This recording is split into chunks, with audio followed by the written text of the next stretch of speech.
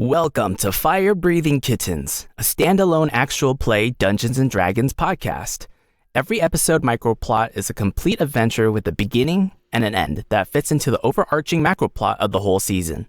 Because they stand sturdily on their own, you can listen to these episodes in any order and can skip any you don't enjoy. Today, we're joined by Skirmish Killington. Oh, hello. My name's Skirmish, just like that fine gentleman said. I'm a level 11 Goliath Barbarian, Path of the Wild Magic. I'm about 7'7", 336 pounds. Feeling pretty good about myself. I got short cropped hair, salt and pepper colour, and green eyes. And my skin's a bit light blue, a little bit blue-grey, I guess you could say. I don't wear a shirt, just pants or trousers, if you prefer. No shoes either, just me, my pants, and my pack. Gatsby Silvestre. Bonjour. It is a wonderful evening for this, is it not? My name is Gatsby. I am an author and a journalist. Those two are interestingly basically the same thing, if you are me. I am a tiefling warlock, accompanied at all times by my faithful micropig Daisy, who is at the moment taking a little nap in the corner, so we will not wake her right now. I have pale maroon skin and ash grey hair. From one time as a child, I was struck by lightning and my hair turned from darkest black to ashen grey. Nah, I'm just kidding. It's always been like that. And finally, Jade Rowland. Hello, I am Jade. I am a 52-year-old paladin of the crown. I am speaking in a character voice so that you can tell when Jade is talking and when the player is talking. Jade, well, I guess I shouldn't use character voice for that. Jade is a retired town guard. She worked for 27 years for the city of Nikimoy, and now she works way too hard at annoying her wife, Alice, who said, please get out of the house, find a hobby, go meet some friends, do something other than stay here all the time. And that is why this red-skinned, black-eyed, black-haired, horned person has found her way to the fire-breathing kittens for adventure and for her wife's sanity. Wonderful. You are all in the Fire Breathing Kittens Guild Hall early in the morning. The guild is a large building with a bar, a sitting area with wooden tables and chairs, and a wall with a corkboard and, surprisingly, no job flyers posted. In fact, the guild hall is deserted. Gatsby is sat at the bar. I would like you see, I have a little bit of a hangover, so if you wouldn't mind getting me, an old-fashioned, just so I can keep drinking through, and I should be absolutely all right as rain. I do not do the early morning so much, because I spend the early morning underneath bridges, mostly time looking at meeting contacts and all sorts of things that you don't need to know about. Why am I talking to you? I don't know. Been a weird time, let me tell you. Well, unfortunately, there is no response at the bar. In fact, the usual bartender who works there isn't there either. Hey, what's going on? I tell you what, friend, I'll go ahead and make an old-fashioned. I'm not really sure how to make it, but I'm good at guessing. So, if you point at the right cup, I'll go ahead and put the right stuff in there, and you'll be, like you said, right as rain. Well, let's see, as far as I know, Nikimoy Old Fashioned is basically just whiskey, but you'll need to be kind of sexist while you're pouring it. Oh, I'll do my best. All right. While Skirmish is making the drink, you hear a loud bang from the top of upstairs. And it seems to be coming from Nolisag's office, your guild leader. You see the stairs approaching. Oh, can they not keep the noise down? Oh. You see the stairs at the side of the room that leads straight to his office. How are you approaching? If we are approaching. Quietly. Well, I'm in the middle of a job, so I want to see it through for my friend. So I'm just pouring whiskey, and I'm acting very macho. Like, like males are better than women. So, a sexist is how I was instructed to do it, and that is how I'm going to do it. So, because I want to do it right, because my friend's sanity is on the line. Oh, you're all so good at being better than me. You should, I should make 2 of those. You think, yes, to demonstrate your superiority. Make me a sandwich. Oh, all right. I can do, Jade. I will make you a sandwich in the most sexist way possible. I shall sit here and wait for it. I mean, bear in mind that only the old-fashioned needs to be made in a sexist manner. You can make a sandwich whichever way you like. Well, I try to aim to please. While I'm making this stuff, if you want to check out what's going on upstairs, that might be a good idea. But it'll take a while. I'm not very good at sandwiches either, so you might be surprised at what you get. All right. There is only one way down. That is here. I draw my sword and wait. Okay, so while Skirmish is making... We all wait. the old white. For something to happen. You still hear banging. In fact, you hear 3 bangings now. Bang, bang, bang.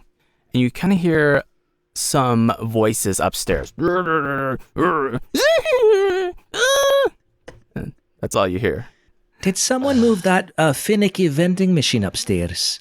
I tell you, I've had to bang on that quite a few times myself. I didn't even know we had a fin.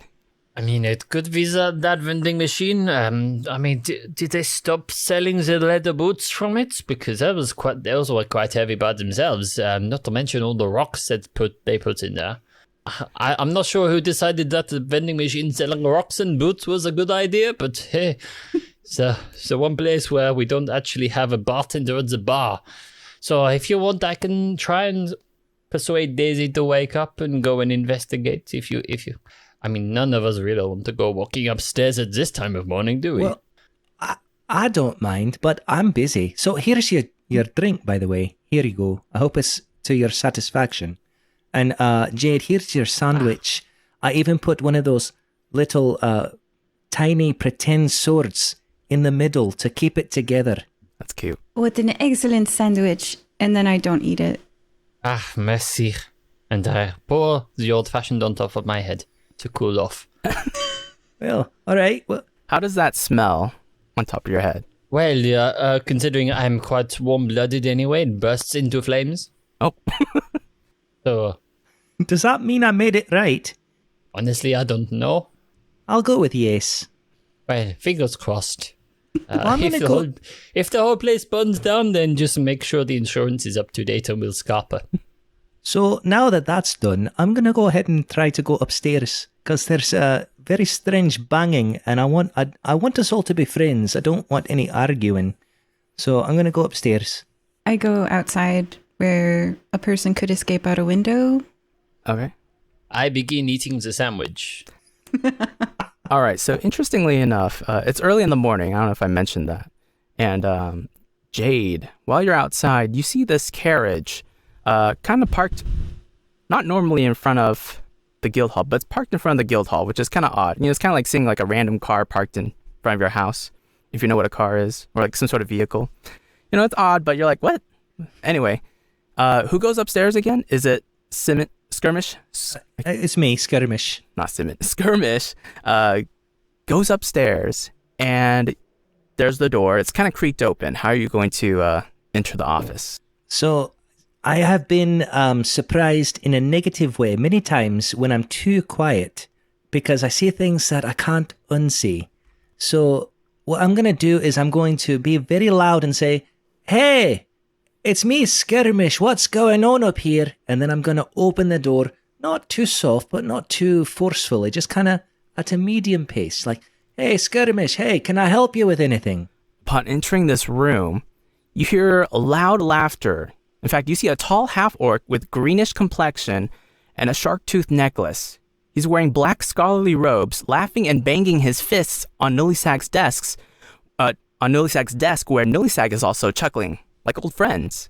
You realize the half-orc is a veteran fire-breathing kittens member as Crud, who is also the headmaster of the Fire-Breathing Academy, a school here in Nicomoy.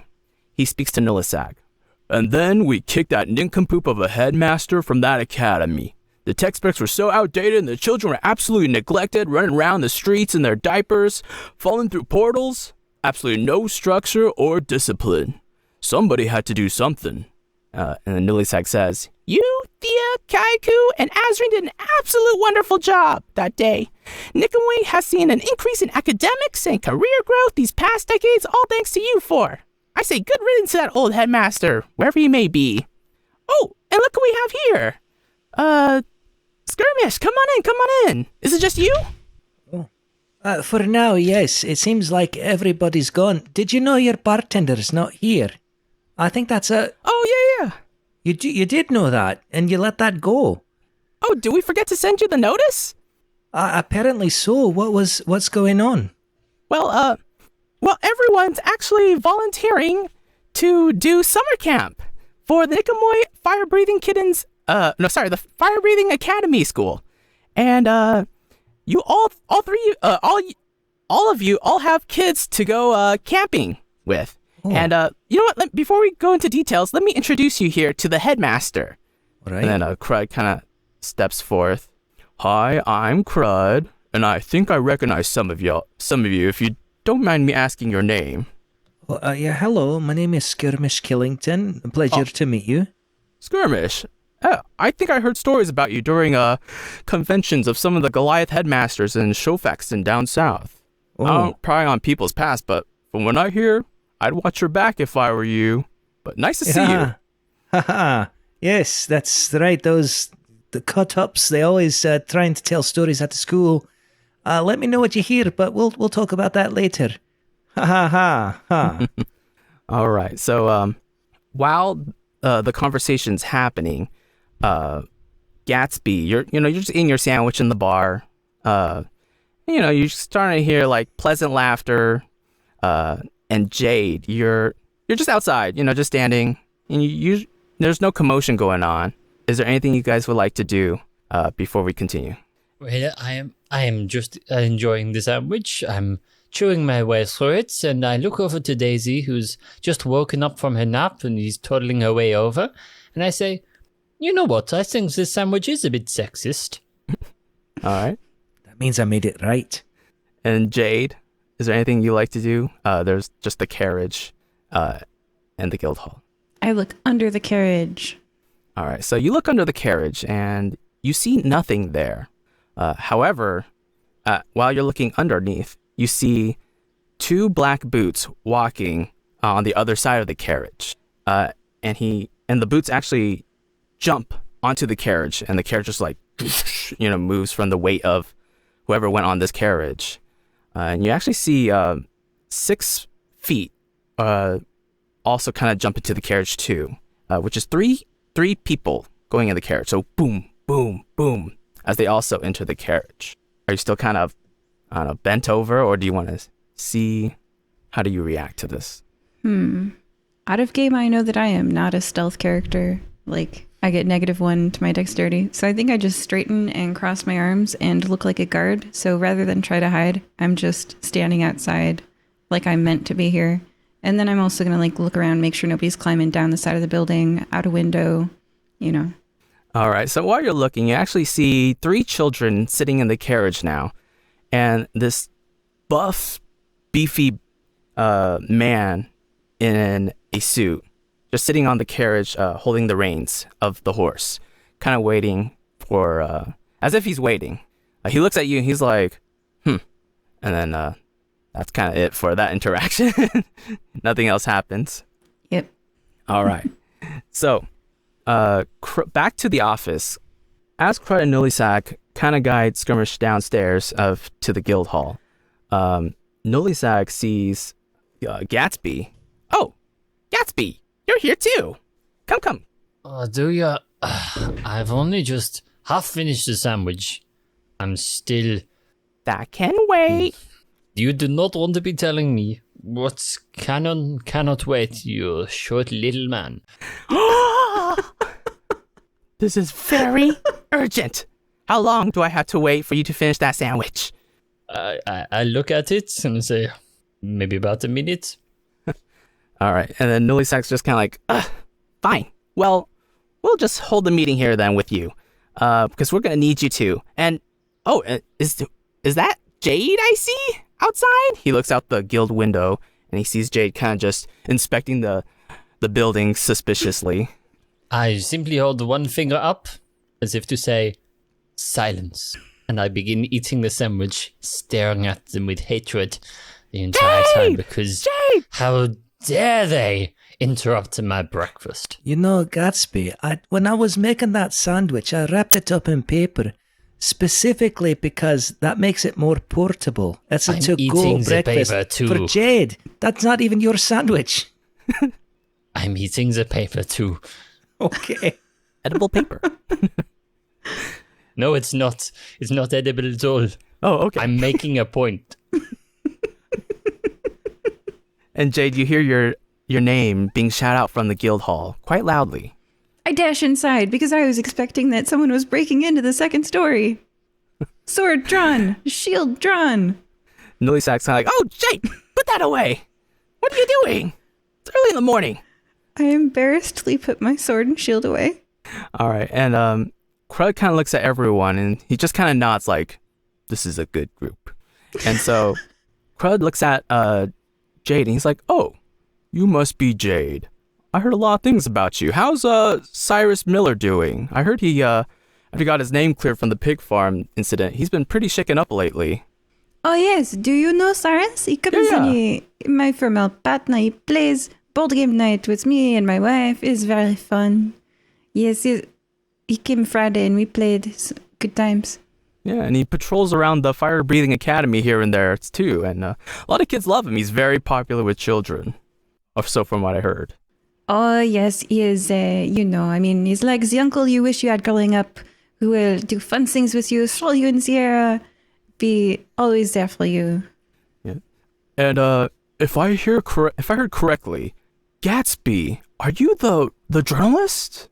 Yes, well, yes, I'm a very, very reputable, journalist in these parts. I print the truth and only the truth and no lies, because you have to know something is a lie before you print it. Wait, no, is that what? No. It's only a lie if you know it is a lie. If you do no research, then it can possibly be true. You never know. Beautiful. Prove it. Sue me. Whatever. No, don't sue me. I have no money, please.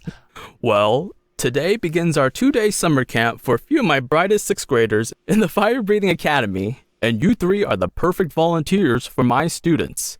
Crud hands each of you a folded pamphlet of what appears to be a program, and it's almost like in a forceful way, into your hands. And I'm going to go ahead and, players, I'm going to copy and paste on chat of what the paper says. And while my players are reading the summer camp program on this piece of paper, I'm going to go ahead and read it to the listeners of what it entails. Summer camp program, day 1, set up tents, archery class, obstacle course, animal handling, hunting/dinner, and campfire festivities, and lights out. And then on the back of the paper, there are 3 activities: spelunking, sailing, and home. Intending to go home. I must say, this is a phenomenal practical joke of yours, Nullisac. You've really outdone yourself as to doing things that I would not be interested in, even if you paid me. Krug continues and my bar is very low in that regard. It's very... Excuse you. Krug continues, as if he didn't hear you. You will all have 3 students, and I trust you 3 to lead these activities using your adventuring expertise. But above all, keep everyone safe. Any questions? Yes. What is safe? Make sure they don't, stub their toe, bleed to death, summon a demon lord. Well, Jade's a paladin, so as long as they're not dead, and even if they do die, I think we're okay. Oh yes, Excellent. I have really stocked up on my scrolls of revivify. Second question. I glanced briefly at Daisy. What if we want to summon a demon lord? Well, just well, make like sure... me, as an adult, if, the kids have gone to bed, and I'm like, hey, Skirmish, you fancy summoning a demon lord real quick? Marshmallows, s'mores, demon lords, haven't done it before. Standard camp stuff, you know? Is that standard? I've never been camping in that way. Yes, but yes. We. okay, well, I'll follow your lead. Yeah, I think as far as camping goes, if there's not an explicit rule against it, it's okay. So as long as it doesn't say no demon summoning, I think you're all right. Yeah. When Jade thinks to herself, do I want to do that thing? She asks herself, is there a law against it? And there's no law against summoning demon lords. So she says, it is entirely lawful. We should, give it a go. We should maybe train the children in how to do it safely. Nolisag does like a nervous laughter, like, and Crud's like, hey, as long as it's educational and you keep it under control, we're good. Just make sure you give them a good time. And the demon lords? The demon lords, yes, we will. We will give the demon lords a very good time. All right, so all three of you actually head outside. Crud kind of ushers you outside. Well, I don't know. Gatsby, did you finish your sandwich? Everything apart from the crusts, which I throw at Nolisag. Okay. I catch the crusts like just out of the air and pop them in my mouth because I'm a bit hungry myself. Oh, that was a mistake. You would not like to see what I did with those crusts before throwing them. I'm all right. No, you're not. Well, Let me we'll tell see. you now. Well, after that incident, all three of you head outside and find a single horse-drawn wagon with a disgruntled driver at the front. There's 3 children in the back seat, waiting patiently. The driver wears a raggedy black suit and pants. Skirmish, you notice the driver as Walter Tebow, as he says, "Get in, kittens." Walter, hey, old buddy.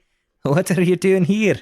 Well, thanks to you guys, I got fired as a bouncer ever since the cathedral incident. But luckily, Balbator got me a recommendation, and now I'm a bus driver for the Fire Breathing Academy. And I'm just doing my job, right. please. Oh, of course. I would like to give him a gold coin as a tip. It's like, hey, keep up the good work, Walter. Thanks. And he kind of begrudgingly pockets it. And and then you see 3 kids just kind of eyeballing you guys from the wagon. Are you guys gonna go ahead and get in, or are you guys gonna stare? Well, yes, of course, we're going to stare for a little bit. We've got to eye them up. If we're going to be sat in a carriage for them for some time, they need to know who's boss. and that's Jade, because I'm going to go to sleep almost immediately. I'm used to being the fun mom. Alice is the actual mom, and I am like, sometimes Alice needs a break. So I'm like, hello, I am Jade. How do the 3 kids react? All right. Probably the same way Gatsby reacts. They roll their eyes and huff. Actually, one of the boys, I should describe in detail the children.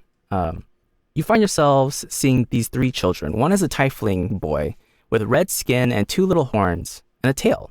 He's wearing a black robe. The next, you see a tall human girl with red hair and freckles, wearing a simple tunic and ripped shorts. And lastly, you see a short blonde human boy sitting next to large boxes of supplies. And he's just kind of keeping to himself. He's actually not looking at you guys, but he's just looking down. And yeah, as you guys stare at each other, Jade introduces herself. The tiefling boy immediately goes, "Hi, I'm Simon. Yes, that's also my last name. And I'm going to be a great warlock. Wizard or sorcerer. I can't choose, but I'm going to be one of those one day. Do you guys like my lockpick?" And he pulls out like a lockpick with his name engraved on it. "My dad bought this for me for passing my classes." It's just a single, simple lockpick, like a raking kind. And he kind of shows Jay and everyone else. Oh, these are illegal tones, so I will keep it for you until the end of the summer camp, and then I will give it back. Oh, okay. And he kind of gives you the lockpick. Sadly. Hey, Simon, you never want to put your name on evidence. So, But my dad! if you got I know, well, just call it something else, like it's a comb or a dental pick or something like that. That is true, Simon. If you need to put anyone's name on evidence, put the biggest nerd you know And for example, here is my big murder knife. It's a very dark, jagged blade. And as you can see, I've written Jade on the blade. Next, the girl pipes up. I'm Arthurine Pendragon. Nice to meet you. I plan to be a fighter and slayer of dragons when I join the fire-breathing kittens. Have you killed anyone before?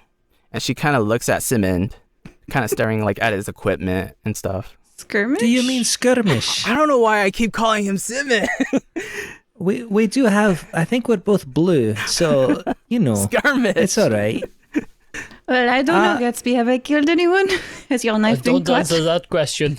Don't answer that question. Oh. So They could be undercover. I have brought people to justice, we'll say. Oh. No, I arrest people, and you know, dragons are people too. Let's have a long discussion, human girl, about the other races. No, I have red skin, but I am also a person. Okay? Oh, okay. Cool. Can't wait for stories. Yeah.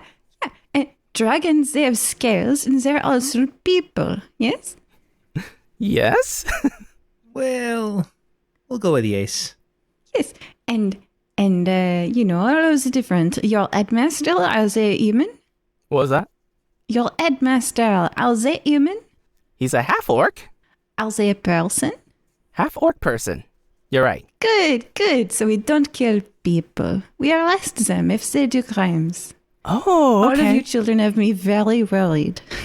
And lastly, the third child, the blonde boy, human boy, he actually doesn't say anything. He continues his, as if he's kind of moping in a way. He's just kind of looking down.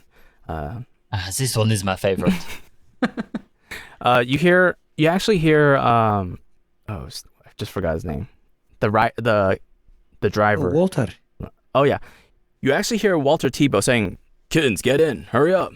We're on a time crunch." Oh, are we not there yet? Oh, this is going to be a long journey. No, we didn't even get on. You guys are just staring at each other. Are you guys getting in the carriage or what? I go ahead and get in the carriage. All right. And I sit by the blonde boy who's not talking. The blonde boy actually kind of flinches. And then, Oh, sorry. Gatsby, are you going to come in? And if you are, well, where are you going to sit at? If I must, I'll reach into my bag and put on my sunglasses. Okay, here we go. And I get in and I take out my book of spells and I say, Skirmish now, which demon summoning spell would you prefer for later on tonight? I've got, let's see, I've got Summon Greater Demon, I've got Summon Lesser Demon, I've got Infernal Calling. What sort of thing would you prefer? Well, let's start slow, because I've never done that before. And I think I don't want to be like start big and then there's nowhere to go but down. So let's start lesser demon, and then we'll go. We'll just see where the night takes us. And then Simon is also very interested. Like, he scoots right next to Gatsby and is like, "Oh my gosh, that's a spell book? Demons?" Yes, but it is very, very not yours. Oh, okay. And he just kind of pouts. And then Jade, do you come in the carriage? Yeah, I'm teaching the human girl with freckles about laws. Oh, okay. And then Trust me, kids. If you want to be a warlock, you need to be angsty. It's the rules. An hour ride north, you pass the port of City of Nicomoy. The smell of salty waters and seaweed fill your nostrils. A cliff arises from the distance. Upon arrival, you see a shack near the beach. Two figures exit from the shack to greet you and the driver. You notice one of the figures has climbed onto the back of the other and appears to be a sloth-like creature, small size. The person he clings onto is a female elf wearing armor branded Nicomoy Coast Guard. The sloth man comes up and he sees you at the side of the carriage and he goes, "Hi everyone, welcome to Camp Pimple Rock. I'm Abbott. I run the frozen banana stand over there, but I have no customers. Do you want frozen bananas? They're for free. I owe the fire-breathing kittens." I'll take a banana. Skirmish. Yeah? I have an amazing idea. Okay. Just watch this. And I will quickly cast Minor Illusion to make it seem. Well, I'll just make the sound of a banana stand on the fire. So you hear crackling fire and smell roasting bananas and also a little bit of screaming.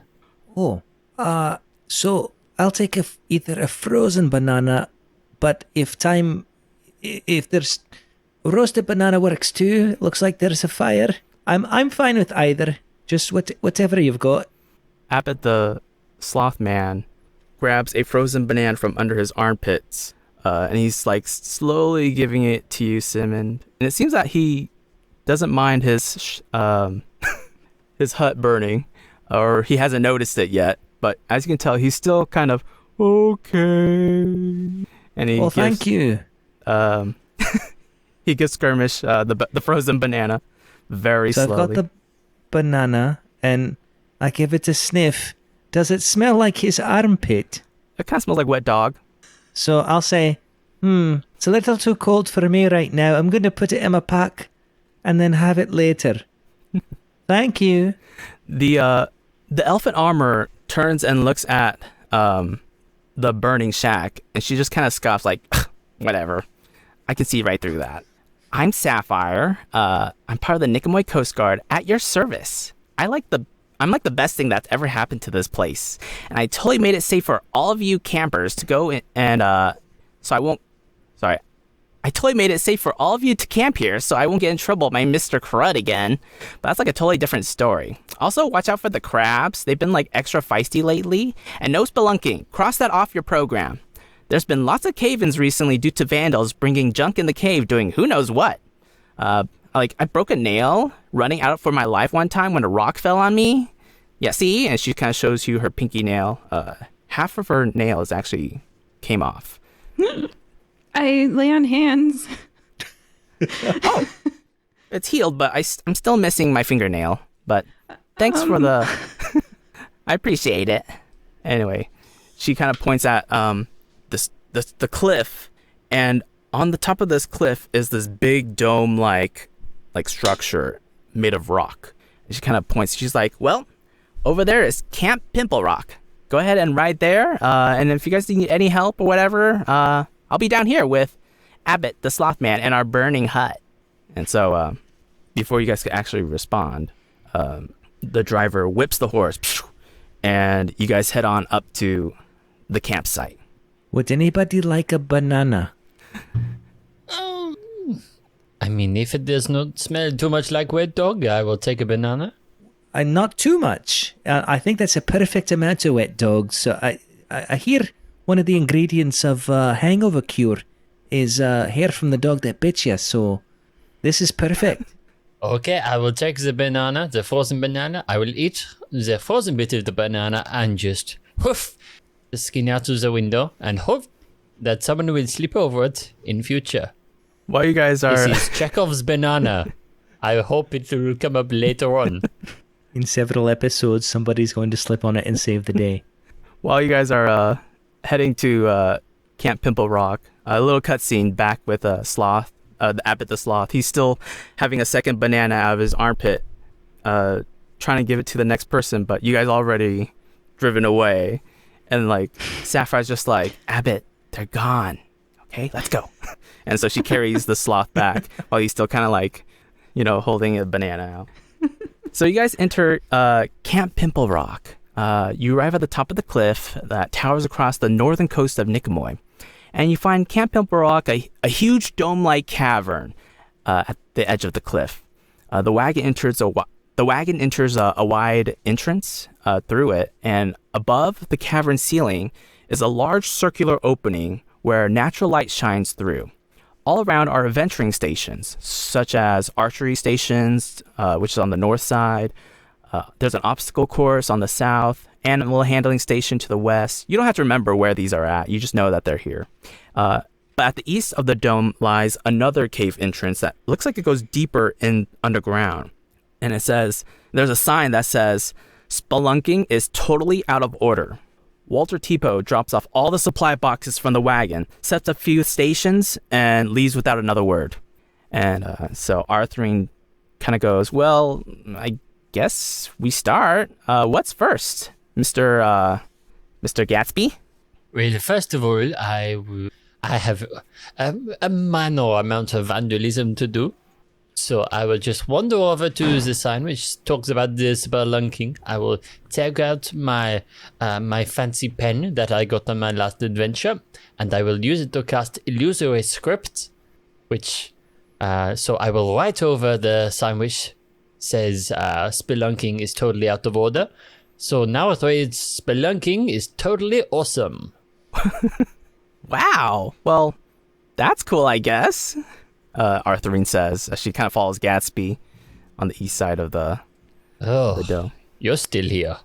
Well, I asked you a question. I was wondering what you were doing. So I was not listening. I was just doing my thing, which is, I imagine, what you'd like to be doing right now. So run off and go do whatever it is that children do. She kind of looks disappointed, and she kind of looks at at Skirmish and Jade.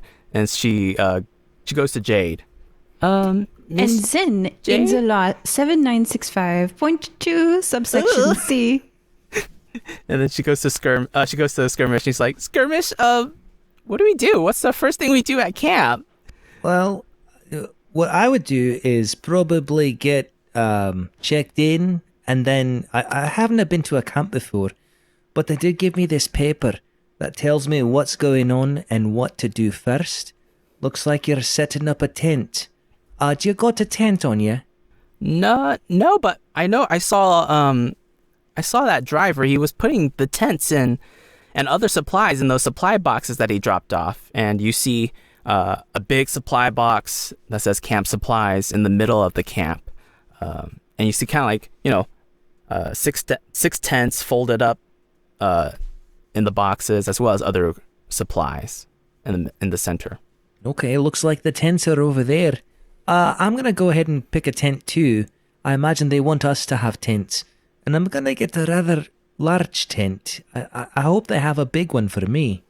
Unfortunately, as you look in the tents, they are all just for medium size. Due to low budget, the tents aren't really made of high quality, and they only stick to one size because, they bought in bulk. So, to save money. So they're all medium size, kind of all one size fit all. Not really if you're a giant size. Well, I'll go ahead and use it as a sleeping bag then. I won't pitch the tent per se. I'll just wrap it up and sleep under the stars. All right, and would you like and then I have basic adventuring gear that I can help construct stuff. We're all designed to sleep outside, all of us, right? All of us have the adventuring pack. Okay, all right. I've got a bedroll, and that works for me. Yeah. Tents are a little frou-frou, little too fancy personally, but I want to be a good example to these children. So Simon and I actually didn't introduce the third child. The third child comes to Skirmish out of curiosity, and they're just kind of watching Skirmish making these tents. Skirmish, make a survival check while you're making your tent. All right. I got a dirty 20. All right, your tent is perfect. There's no wrinkles. It looks like solid, beautiful sized tent. Very comfortable. And yeah, that was it. Everyone's just kind of like, whoa. Simon's like, you're an expert at making tents. My turn. And he kind of grabs a tent, a folded tent. He's like, can you show me how to make it? And he kind of gives you the tent. Well, kind of. How about you do it and I'll help you? So just try your best, and, if you have questions, just ask. Simon, that's the best way to learn. Simon is going to make a survival check. And he rolled an 18. And it almost looks just as good as yours. And he was like, oh, Mr. Skirmish, you're the best teacher. I just kind of did what you did. And his tent is also pretty good. There's wrinkles in there, but it's also very well made, very spacious. And the nameless boy, who hasn't said anything yet, just kind of stares like he's bored. And no movement. Hey, excuse me, little blonde boy. What's your name? And would you like to make a tent? He kind of looks at you. He's like, Koa. And then he goes and grabs a tent. And then he tries to make a tent on his own. He's going to roll a survival check. Oh, he actually rolled a 15. And so his tent actually looks like a normal made tent. Not perfect, but it's not bad as well. And so as you guys are making tents, you all kind of see there's two sections to, there's two areas, two paved areas. One sign says staff tent area, while the other from 50 feet away says students tent area. And so the students kind of see this, and Simon and Koa kind of pick up their lightweight tents and kind of throw it on to the student section. And that's kind of it for that interaction. Gatsby, are you still kind of, what are you doing now? Arthurine is also just kind of with Jade. Or actually, no, I forgot Arthurine to make a tent too. Let me make a survival check for Arthurine real fast. Okay, she rolled a 9, and her tent is very wobbly. She's going to be exhausted the next day when she wakes up. And so she also kind of throws her wobbly tent on the kids section as well. When we see the wobbly tent, can we help her? Like, you can give her advantage. Do you need some help? Okay, how should... I will say, oh, no, hold on. You want to do these things and modify her tent appropriately so it's not so wobbly. She's kind of embarrassed and her face is turning red, but she's like, fine, go ahead. And No. Hey, we're all learning here. You never get better unless you learn. Just be open, that's all. All right, so as you're helping her, you give her advantage on her survival check, and she rolls a 7, even lower. And she's just like, I can't do this. And she kind of throws the wobbly tent, and now there's actually no tent. It's just destroyed tent. And she kind of runs towards the archery section, just kind of like sitting, pouting like that. Well, I'll tell you what, she can have my tent because it doesn't fit me. So she can sleep on that one. So I'll go ahead and pick up that tent and toss it over to the student section. Alfreen, you seem like perhaps you might want to, I can help you with the eating things with arrows. Yes? Do you like eating things with... Here, let me show you a trick. And I take the bow and arrow for archery class, and I shoot it up in the air, and then, it comes back down, and I'm like, where will it land? I don't know. And I hold my shield up, and it thunks into my shield, even though it clearly, gravity was taking it somewhere else. But I have what's called the shield of missile attraction, where arrows must hit me. They can't hit any of the kids or the targets. She is amazed. She's like, whoa! And it was as if that tent incident never even happened. At the archery section, you see 3 bullseye targets actually standing 50 feet away at the wall of the cave. And you see a short rack of short bows. And on one of the targets, you see a crab crawling on one of the bullseyes. He's just kind of on the bullseye, hanging on with his crab legs. Arthur asks you, Miss Jade, can I shoot it? How big is the crab? It's a small size. No bigger than a palm. It's just kind of dancing on the bullseye, center of the bullseye. I literally don't think you can, but you can try. Okay, I'll give it a try. And she shoots the short bow. She rolls an 18, and she hits the crab right at the middle, tunk, and for damage. Oh, I am so impressed. The crab dies. It's whoa. In the middle of the bullseye. Jade, this shield of yours, where the arrows have to hit it, is it just always on? Yes. So does the arrow stop midair on its way to the crab and just make its way straight towards you? I have a 10-foot radius, diameter. Let me look up the exact wording, but it's 10 feet. Oh, that is a shame. I had quite a fun idea, but no. Unless you want to get within 10 feet, and I will just make everyone shoot an arrow. See what happens. Oh, as it can. My AC becomes 21. Let's see, and I have resistance against... Yeah, it's like a trade-off, but Yeah, I resist damage from ranged attacks, so that means I take half. So if they're dealing like 2 damage, I think I take 1, and if they're doing 1 damage, I take none. So it's one of those. Hang on one second, Jade. Hold that thought. Okay. I cast Thaumaturgy, and I say to everyone in camp, kids, who would like to shoot an arrow at an officer of the law? Everyone line up over here. We'll all do it at once. It will be great fun, and we'll see what happens, shall we? And DM, here's the wording for it. This shield is cursed. Attuning to it curses you until you are targeted by the remove curse, spell, or similar magic. Removing the shield fails to end the curse on you, and it will return to you on its own. So I just throw the shield at things, and it comes back to me. It's like Thor's hammer. Whenever a ranged weapon attack is made against a target within 10 feet of me, the curse causes me to become the target instead. But I do have resistance to damage from ranged weapon attacks, and my armor class AC is 21. Okay. So how many bows do we have? There are 6 bows. How many people take me up on the offer? All 6? Excellent. Arthur's like, you want us to shoot Miss Jade, Mr. Gatsby? Well, no. What I want you to do is stand next to her and fire outwards. And then what's gonna happen? Well, we'll see, won't we? And I take out my notebook, and I begin jotting down the scientific experiments, and just go, okay, so, the murder at camp? Ugh, no. Murder at the campfire? No. Officer shot down in suspicious circumstances? Yes, perfect. Okay, carry on. Simon is kind of like jumping up and down trying to see what you're writing. What are you writing?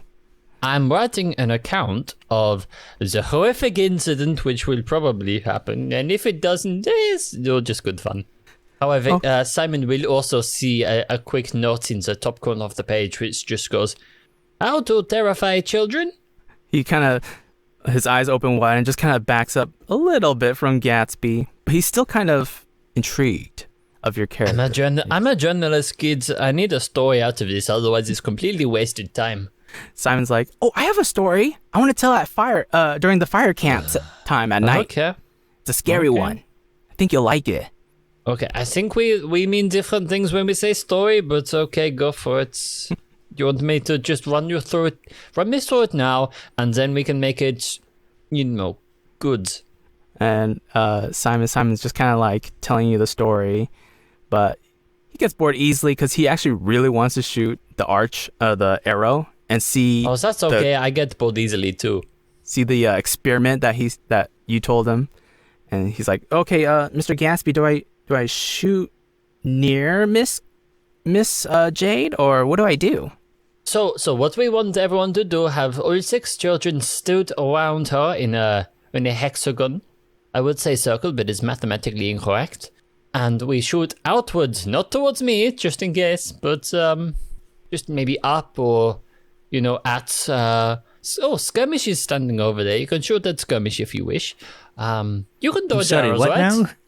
Oh, no, don't worry about it, Skirmish. We're just having a good time. You just hang out there. Hey, do you have any paints to draw a target on you for no particular reason? Well, actually, I do have natural tattoos that are kind of like a target. So if they want to shoot at that, I see what you're trying to do.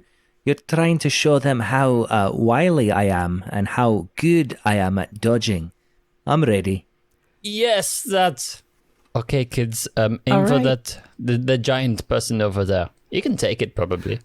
And Jade's standing next to them, right? For her curse to activate. Yes, Jade is standing next to them, so then the curse should activate. Well, the curse says targeting anything within 10 feet of me. Well, I don't know the... I know. I'm just letting the rules of GM the know. shield, so yeah. Okay. So I like to think Sorry, that Gatsby, like the player, has an idea and was like, hey, let's test this out. But if it's wrong, then it's wrong, and Skirmish will get riddled with arrow holes. It's all right. So Arthurine is actually drawing her short bow at Skirmish. Skirmish is just like smiling, like, waiting for, he's waving his hand. But then Arthurine's like, this feels wrong. I don't know if I should do this. Are you sure he'll be okay, Mr. Gatsby? Yes, totally. Just pretend he's your, I'm going to hazard a guess at stepdad. I don't have a stepdad. Oh, just imagine he's what a stepdad looks like. And then you hear a phew, and it actually wasn't Arthurine's arrow. It was Simon's arrow that shoots at Skirmish. And do I check Skirmish's armor class? I would, Yes. yes. You roll to attack. It was a 10. That totally misses because I'm very fast. Wow, Simon's like, whoa, that was cool. You dodged that. See, I said he would be fine. I said he would be fine. Yee, that was a close one. Arthurine immediately does like a quick draw phew, and shoots at Skirmish as well. She rolls a 1. And the short bow actually snaps. And it kind of hits her in the eye. And now her eye's bleeding. Or the side of her eye's bleeding. And she's blind. And she's crying again. Lay on hands. Okay, I pat her on the head. Okay, she's crying. Okay, so for my lay on hands pool, I'm gonna have to look up how many points I actually have in that, but I think it's like 5 times your paladin level or something like that. But I'll look it up. But whatever amount of damage she just took, I heal it. She took 2 piercing damage in the face. Yeah, I definitely have plenty of healing points available. After you Paladin level times 5. So since we're level 11, I have 55 hit points. I'm gonna say 50 because I've used a few this episode. So lay on hands is down to 50, and I'm just like, it's okay, children. Thanks, Miss Jade. Oh my gosh, that was so scary. I thought I was gonna be blind. Don't be afraid to try again. I know that was scary, but you'll never get good unless you keep practicing. Try to shoot me again. Koa actually walks up next with his pouting face. He's just like, ugh. And he pulls the bow back with form, and he shoots 12. Does a 12 hit? No, it does not. Okay. Koa's just like, whatever. And then he just kind of walks away and just kind of waits for...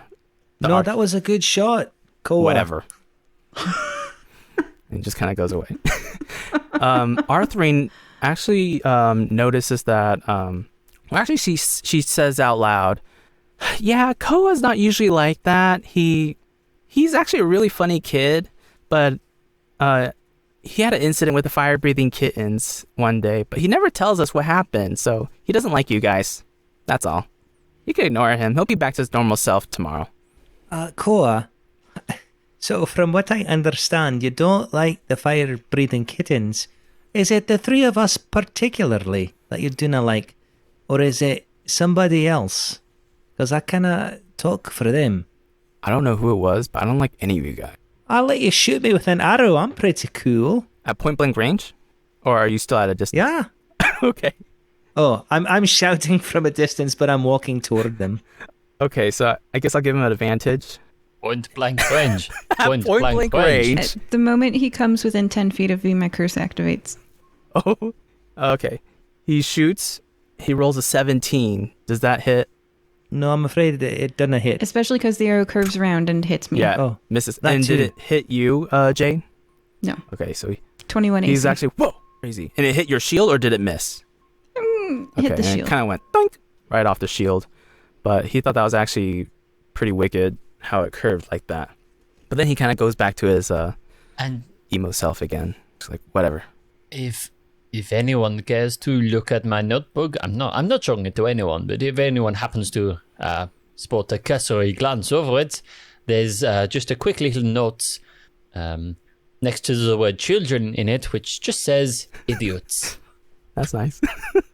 All right, so Arthur's like...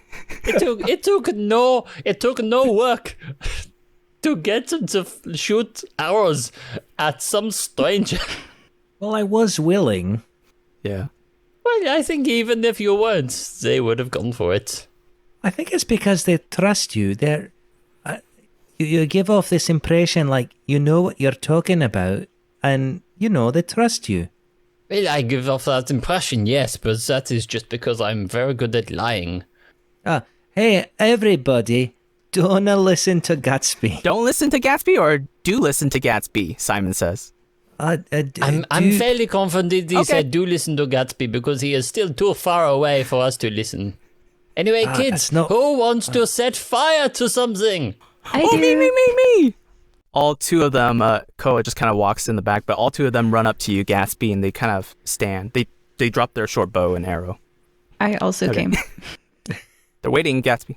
Okay, now, I've been practicing this, and I think it's going to work. Now, it's probably best that we do... Actually, where is the camp coordinator's hut? Oh, yes, the bonfire location. I started in the middle of your sentence, so I was like, of course, he's taking us to the bonfire place to light the bonfire. Oh, okay. I know, Yes. this way. And I am leading you not to the place where you want to go, but to the bonfire place. The bonfire place is right in the middle area between the two tent sites for adults and children. Oh, Yes, this way, Gatsby. And I draw my sword. Oh, yes, let's light the fire. Arthur's like, whoa, a sword. Jade, I think you're mistaken. This looks like just an innocent pile of woods. It cannot possibly be a camp coordinator's hut. Is it innocent? Let's find out. And I take my sword.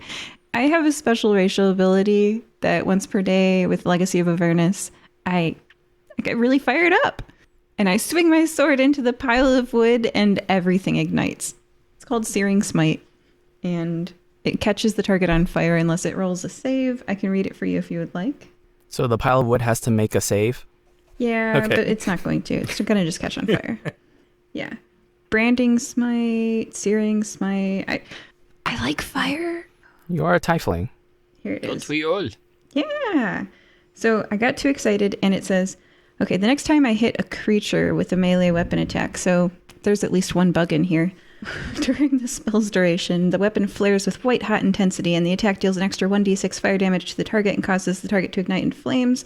At the start of each of its turn until the spell ends, the target must make a constitution saving throw. On a failed save, it takes 1d6 fire damage. So actually it's on fire now. Nice. All right. And I do 14 damage. Nice. So you actually, you made fire and all the logs kind of spread everywhere. Like they kind of flew around because the force was pretty strong everywhere. Sparks fly everywhere. Dead bugs pop like popcorn. It has a good woody, smoky smell. And everyone's just like, whoa. Simon's like, whoa, that was cool. And you could kind of see Koa like showing a hint of interest, like, whoa, like approval. Meanwhile, Gatsby is stood next to you with a plank of wood about an inch away from his face for no discernible reason that you can possibly think. But he does look quite disappointed as he puts it down. Koa actually goes up to Jade and he goes, what was that called? I feel like I've seen that before. Smite! And if you become a paladin, you can smite too! I'm way too excited. Koa kind of pulls out a holy symbol and he kind of like looks at it like as if he's remembering a nice memory. Jade, go ahead and make a religion check. Uh-oh, I'm not that kind of paladin. Yeah, that's a 6. And let me see what negatives or whatever I apply to that. Just plus 0. So just a 6. Okay. So, Jade, you actually notice from that quick moment he pulled out his holy symbol that it belongs to a guild. But it is a holy symbol that the guild uses. And that's all I'm going to tell you. He puts the symbol away. And then all the kids are just kind of waiting like, okay, what's next? You know, they're kind of enjoying the fire. Okay, kids, who wants to set fire to something else? Yes! Something bigger. Me. Well, hold on. Aren't we supposed to go through this list? Simon's like, oh yeah, what's on the list?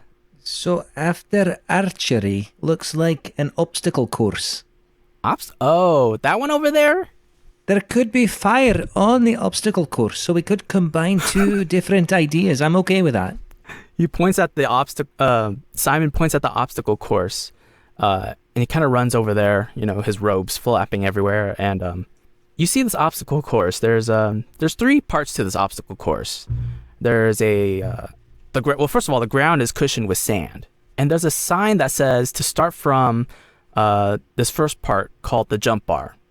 There's 3 steps of stairs, and they're like about 5 feet, and they have to jump on this bar with their hands, which is about 2 feet distance away. The second part is balance beam, and it kind of goes straight for 10 feet. And lastly, wall climbing. On the balance beam, they have to jump onto the wall and hold on to one of these wedges where they climb up about 10 feet and grab these flags. There's 3 flags on the top. Simon's like, whoa, how do we do this one? And he kind of looks at you, Simon. You, Skirmish. Well, it looks like you jump and then you walk or run and then you climb. So just do that. Do your best. And hey, Gatsby. Well, I could. Hold on. It's not difficult enough for me as an experienced adventurer. Hey, Gatsby or Jade, would you mind lighting a few fires around? You know, for excitement. Well, gladly. I mean, if you want, I could just shoot edged blasts at you just to keep you on your toes.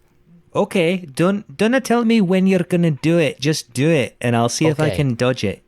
I cast Eldritch Blast. Okay. Is there a to hit, or how do I know if I got hit by it? I do it. I can do 3 total beams. So there's an 11, a 22, and another 11. So the 22 definitely hits me and knocks me down. Oh, that was a good one, Gatsby. Well, you'll take 15 force damage. Perfect. Plus a certain level of embarrassment. No, I'd like to keep a brave face for the students so they know that if they get hit, they can just stand up again and shake it off. I rubbed dirt on wherever I was hit. I assume my face. Just like, oh, it's okay. Just a little burn. Lay on hands. Are you okay? You're Lay good? on hands. He's fine. All right. Oh, thank you, Jade. Just casually subtracting off. Well, I tell you, down to 35. Okay. I am healed back. Okay. All right, so Arthurine, after seeing you guys' demonstration, walks up the steps of the obstacle course, and she's going to have to make an athletics check to see if she'll make it all the way to the end. Okay, she rolled a 2. She jumps to the bar from the steps. She slips, and she kind of like falls. She does a backflip and lands on her neck. Like, psh, ugh. And then she's just laying on the ground like, oh, ow, it hurts again. Lay on hands. And she takes 1d4 falling damage. 4 damage. That was the maximum Down damage. to 31 in my land hands pool. It's fine, children. You're fine. Her neck pops back. Oh my gosh, that was so weird. I don't want to do this. Simon and Ko are actually kind of scared, a little bit traumatized from that. Oh, it's fine. It's fine. If you die, I can revivify you. And if you are very, very dead, I can preserve your body. It's fine. Don't worry. They don't look like they want to go. Yeah, as an adventurer, always do the craziest things when you got a paladin around. They can save you for sure. Or a cleric. Jade and Skirmish, go ahead and roll a persuasion check. Oh, I'm not trying to persuade them to go. No. Oh, you're not persuading? Oh. I am trying to persuade Skirmish, were them. you persuading? Okay, go ahead and roll a persuasion check. Mine was kind of a threat. I got to 6. Intimidation then. You can do an intimidation check. No, I'm just saying, you might die, but I will preserve your body. I will put a coin on each of your eyeballs and salt you a little bit, and your corpse will be very clean, smell fine. It'll be fine. I don't think they're ready for that. I got to 16. I can make their corpses sing. I don't know if you guys are trying to persuade them We're not. or deter them. In my notebook, I underline how to terrify children. We want well-behaved, careful children. Simon actually tells Gatsby, you can make my dead body sing? Oh, yes, I can do ragtime. I can do some rhythm and blues. I can do some barbershop stuff. one time actually, we we had a little bit of a situation in haunted house that we were trying to make, and I made a full corpse choir, which It's true, I was there. It was very beautiful singing, except this it was one very corpse. fun. It smelled awful. Yeah, one of those corpses could not sing a note, and of course he was the one who decided to go solo and somehow got a record deal out of it. But do I see any of it? No. It's just all, Gatsby, you can't turn corpses into choirs, and I'm like, watch me. Simon's like, are you like a necromancer or something? Oh, no, not at all. No, I'm just a simple journalist looking for some fun and stories. That's all. And you raise the dead? Well, I mean, they say dead men tell no tales. Not strictly accurate. Oh. And then, Skirmish, go ahead and roll a persuasion check to see if you persuade the rest of the kids to go on the obstacle course. I got a 16. Okay. So, with your words of wisdom and Jade's powers and Gatsby's necromancy assurance, Simon goes first. He rolls a 6. He actually is able to get onto the balance beam, but as he was walking, he slips. The pole goes right between his crotch area, and he falls onto the side. And he's crying, that's for sure. And he takes 3. He takes 1. Oh, surprisingly, only 1 falling damage. I pat him on the shoulder and expend. Now I'm down to 30 lay on hand pool. My. Don't heal them right away. They need to learn. This is part of the experience. And then Arthurine goes next. She rolled. Oh, not Arthur. Koa. Koa goes next, and he rolls a 3 Out of 20. And he actually doesn't even.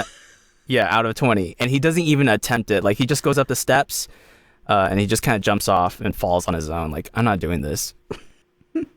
Okay, children. So I have a limited number of these healing points that I'm expending. So how much does it out? Go on. 1 damage. He's fine. He's fine. Why do you dislike the fire-breathing kittens, Goa? Why do I dislike you? Where did this come from? And he kind of gets more protective, you could tell. Paladins know things. They know things. I could heal you. I could heal you if you would like. I don't need healing. It's just 1 damage. I just got a scratch, that was all. I don't care. This one's a teenager. It's too far gone. I whisper into Jade's ear, Jade, are you being good cop or bad cop? I can't tell. Okay, well, if you want, I can be terrible cop. Oh, yes. I have Just to failed make left. you look better. Yes. Okay. I cast Eldritch Blast on the child. Oh my gosh. By terrible cop, I mean terrible at my job. Just don't insta-kill them. Well, no, of course not. Okay, so, FYI, they do have normal NPC stats, but just a little bit lower because they're kids. They're more squishier than normal NPCs. I'm looking up Revivify. Well, obviously, I'm not going to actually damage him. I'm just going to scare him a little bit. It's okay. I'm simply aiming at the trees right behind him. All right. So, and you fire it? Yeah, so I fire 3 blasts, 1 past each ear and 1 over his head. Okay. So it gets a shot back and sides. I believe that's called a fade. Oh, yes, one of those too. A little bit about the setting. It's a dome, again, so it's like a cave, but a big dome with a big crevice on the top. So you actually hit the dome. Okay, so there's a bit of a rebound. It kind of pings off in all directions. Making a close shave. Arr. Okay. Yeah, so I rolled, and no one did get hurt, but it did kind of ricochet around the dome, and it kind of disappears and leaves a big mark on the side of the dome wall. Now, how Koa reacts, he flinched. He was like, "Oh my gosh, whoa, why'd you do that?" Oh, well, sometimes if you're trying to talk to a difficult person, you need to display a show of force to show that you are, in fact, a force to be reckoned with. And Jade is a lot more bloodthirsty than I am, so just imagine what she'd do if she wanted the information out of you. She's not an ex-police officer for a reason, you know. I also forgot to mention that when Koa flinched, he actually pulled out the holy symbol as if he was trying to protect himself. But then he quickly pulls it back in. Oh, please, I'm not a vampire, as far as I know. He actually starts to cry, and he runs towards a what looks like to be a dog kennel 100 feet away, and he just kind of sits there by the fence. I pull out my notebook. Arthur's like, "Oh, there he goes again." I suppose I'll be good cop to your terrible cop. And I will walk over and see and just, hey, are you doing okay? My friend just was trying to motivate you. Are you all right? Koa's just like, leave me alone. And while you're here, Skirmish, you're actually at the animal handling station, and you see an old mastiff sitting on a dirty rug in a 10x10 dog kennel. A mastiff is like a type of big dog. And in this kennel, you see a ball next to a full bowl of food and water. And the mastiff's just kind of like just sitting there. He's really big. He's huge. But he's just sitting there, and he actually looks kind of old. You see a poster on the board, and it says, "This is Bunyan, a retired war dog. Lost his sense of smell from battle, but still loves pets and can still totally play catch. Please befriend Bunyan. If he growls, try something different." And that's all you see. Okay. Hey, Koa, would you like to try to pet the dog? Maybe that'll make you feel better. I know animals have a magical property sometimes that when you're feeling blue, they can, bring you around. Go ahead and roll a persuasion check, because he doesn't want to do that. I got a 9. No response. But he does look at the dog, the mastiff. I will pick up the ball, and then I'll try to hand him Koa the ball. It's like, would you like to? So I should mention, in this dog kennel, you have to open the gate, and it's just a simple latch. There's no lock or anything. You just gotta pull, and it opens. So you enter the kennel, and you say you have the ball in your hand? Yes. Okay. Okay, while this is happening, Gatsby and Jade, what are you guys doing? You guys tail along, or are you guys just kind of watching from a distance? Simon and Arthur is at the kennel now, because they're intrigued of that station. Well, first of all, I pull out my notebook, and in it, under the heading "How to Terrify Children," I have just a quick list of the children we've encountered so far, and I just cross Koa off. Okay. I have my sword flat. I'm sitting cross-legged on the ground, probably grass, and I'm sharpening my sword with a stone. I don't know if that's a thing. I don't actually in real life have a sword, so I don't know how to take care of swords. But I'm doing basic sword maintenance, and I mean, it did just get on fire and then go into wood and stuff, so getting the dirt off it. Yeah. And I'm looking around to make sure that no one's threatening the children. But as I said, I'm second mom. I sit over here. I protect the children from afar.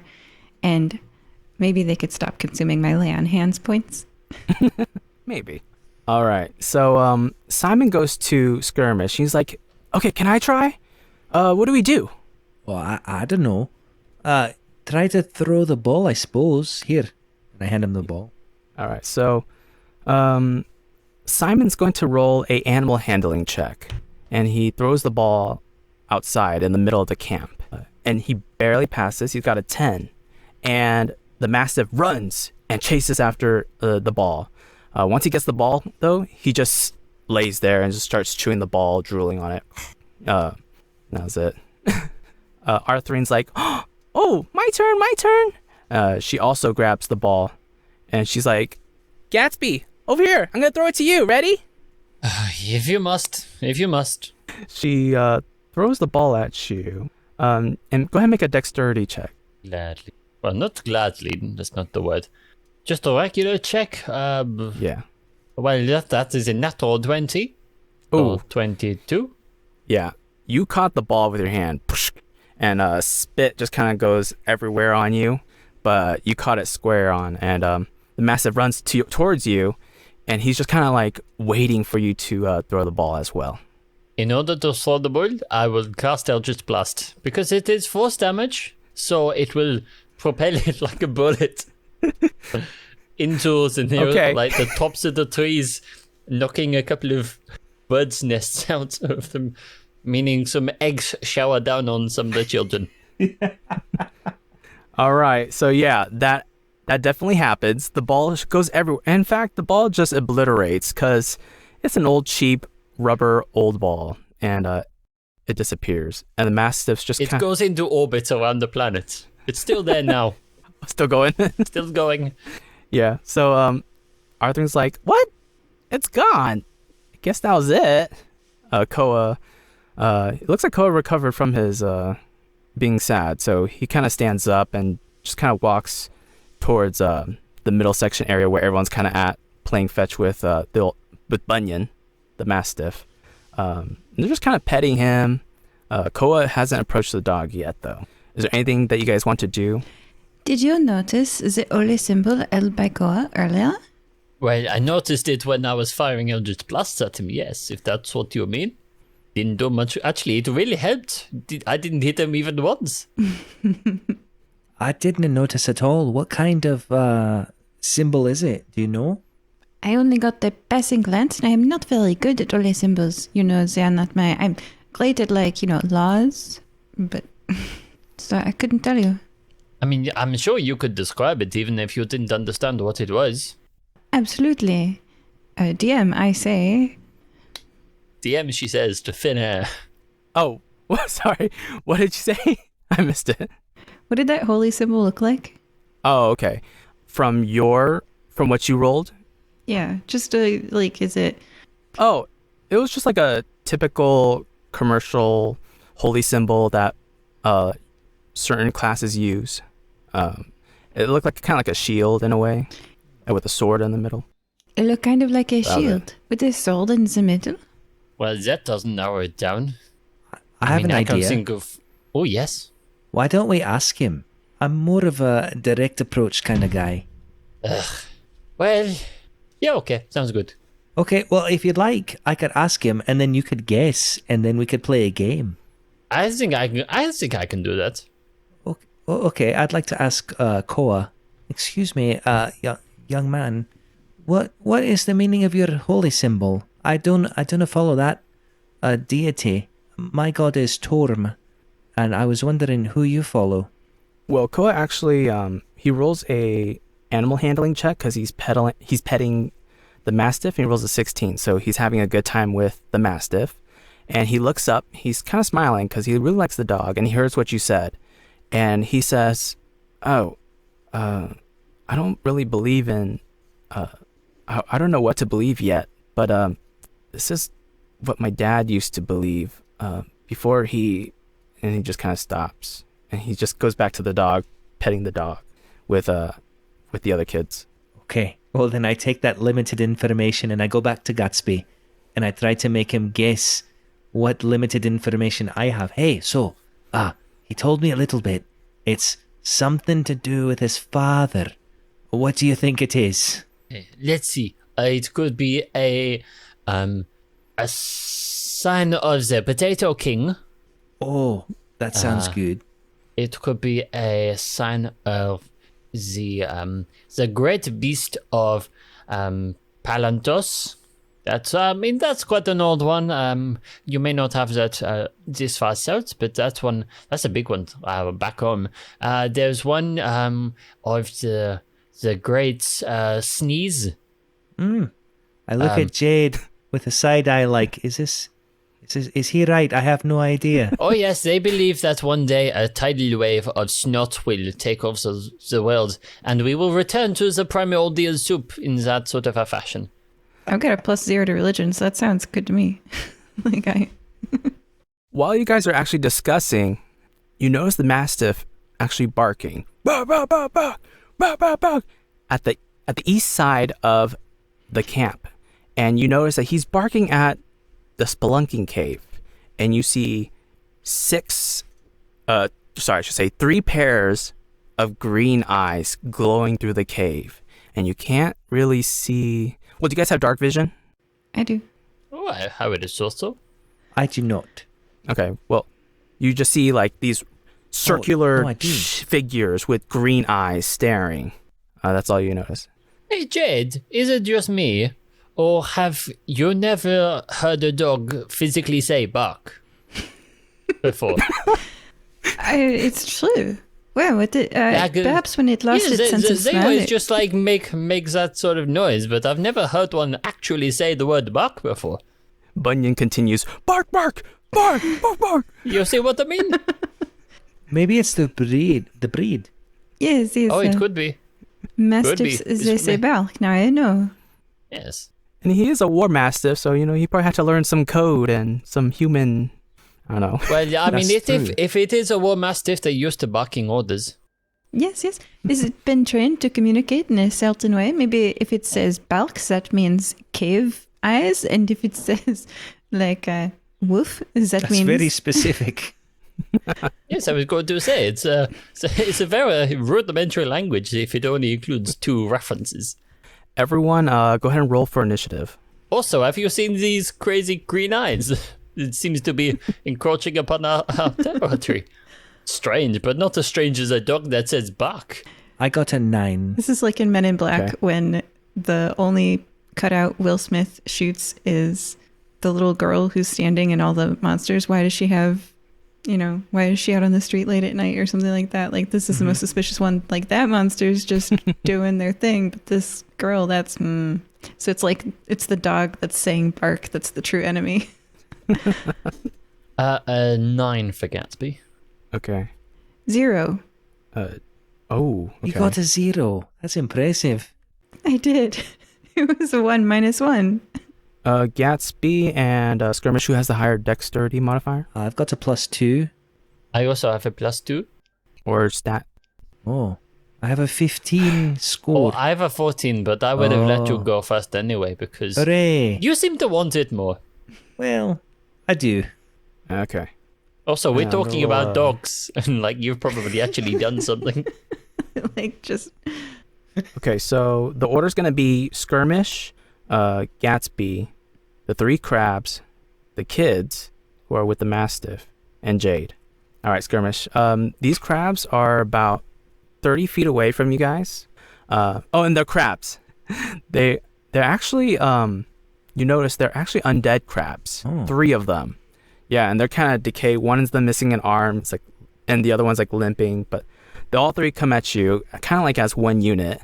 They're just kind of like, and they kind of stop at the cave entrance. They're 30 feet away from you.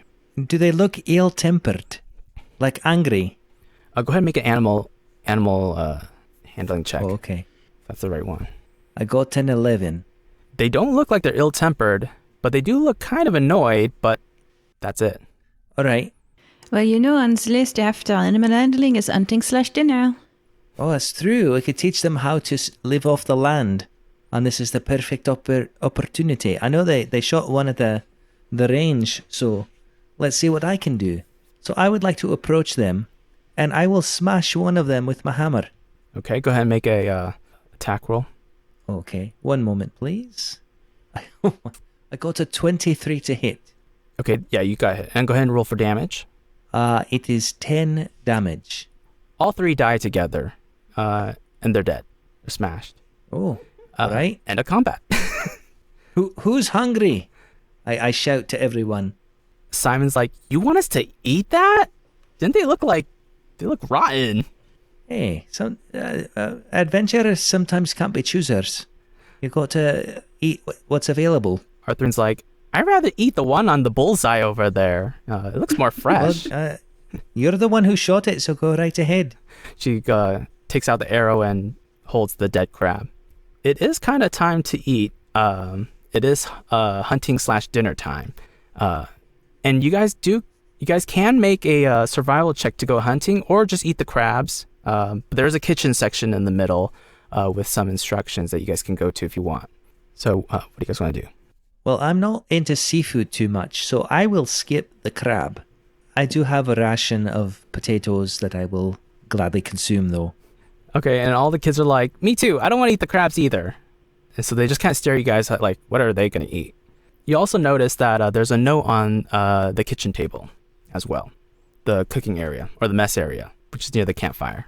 The note says, let me go ahead and read it real fast. Oh, and Skirmish, you're reading you find the note. It says, Oh.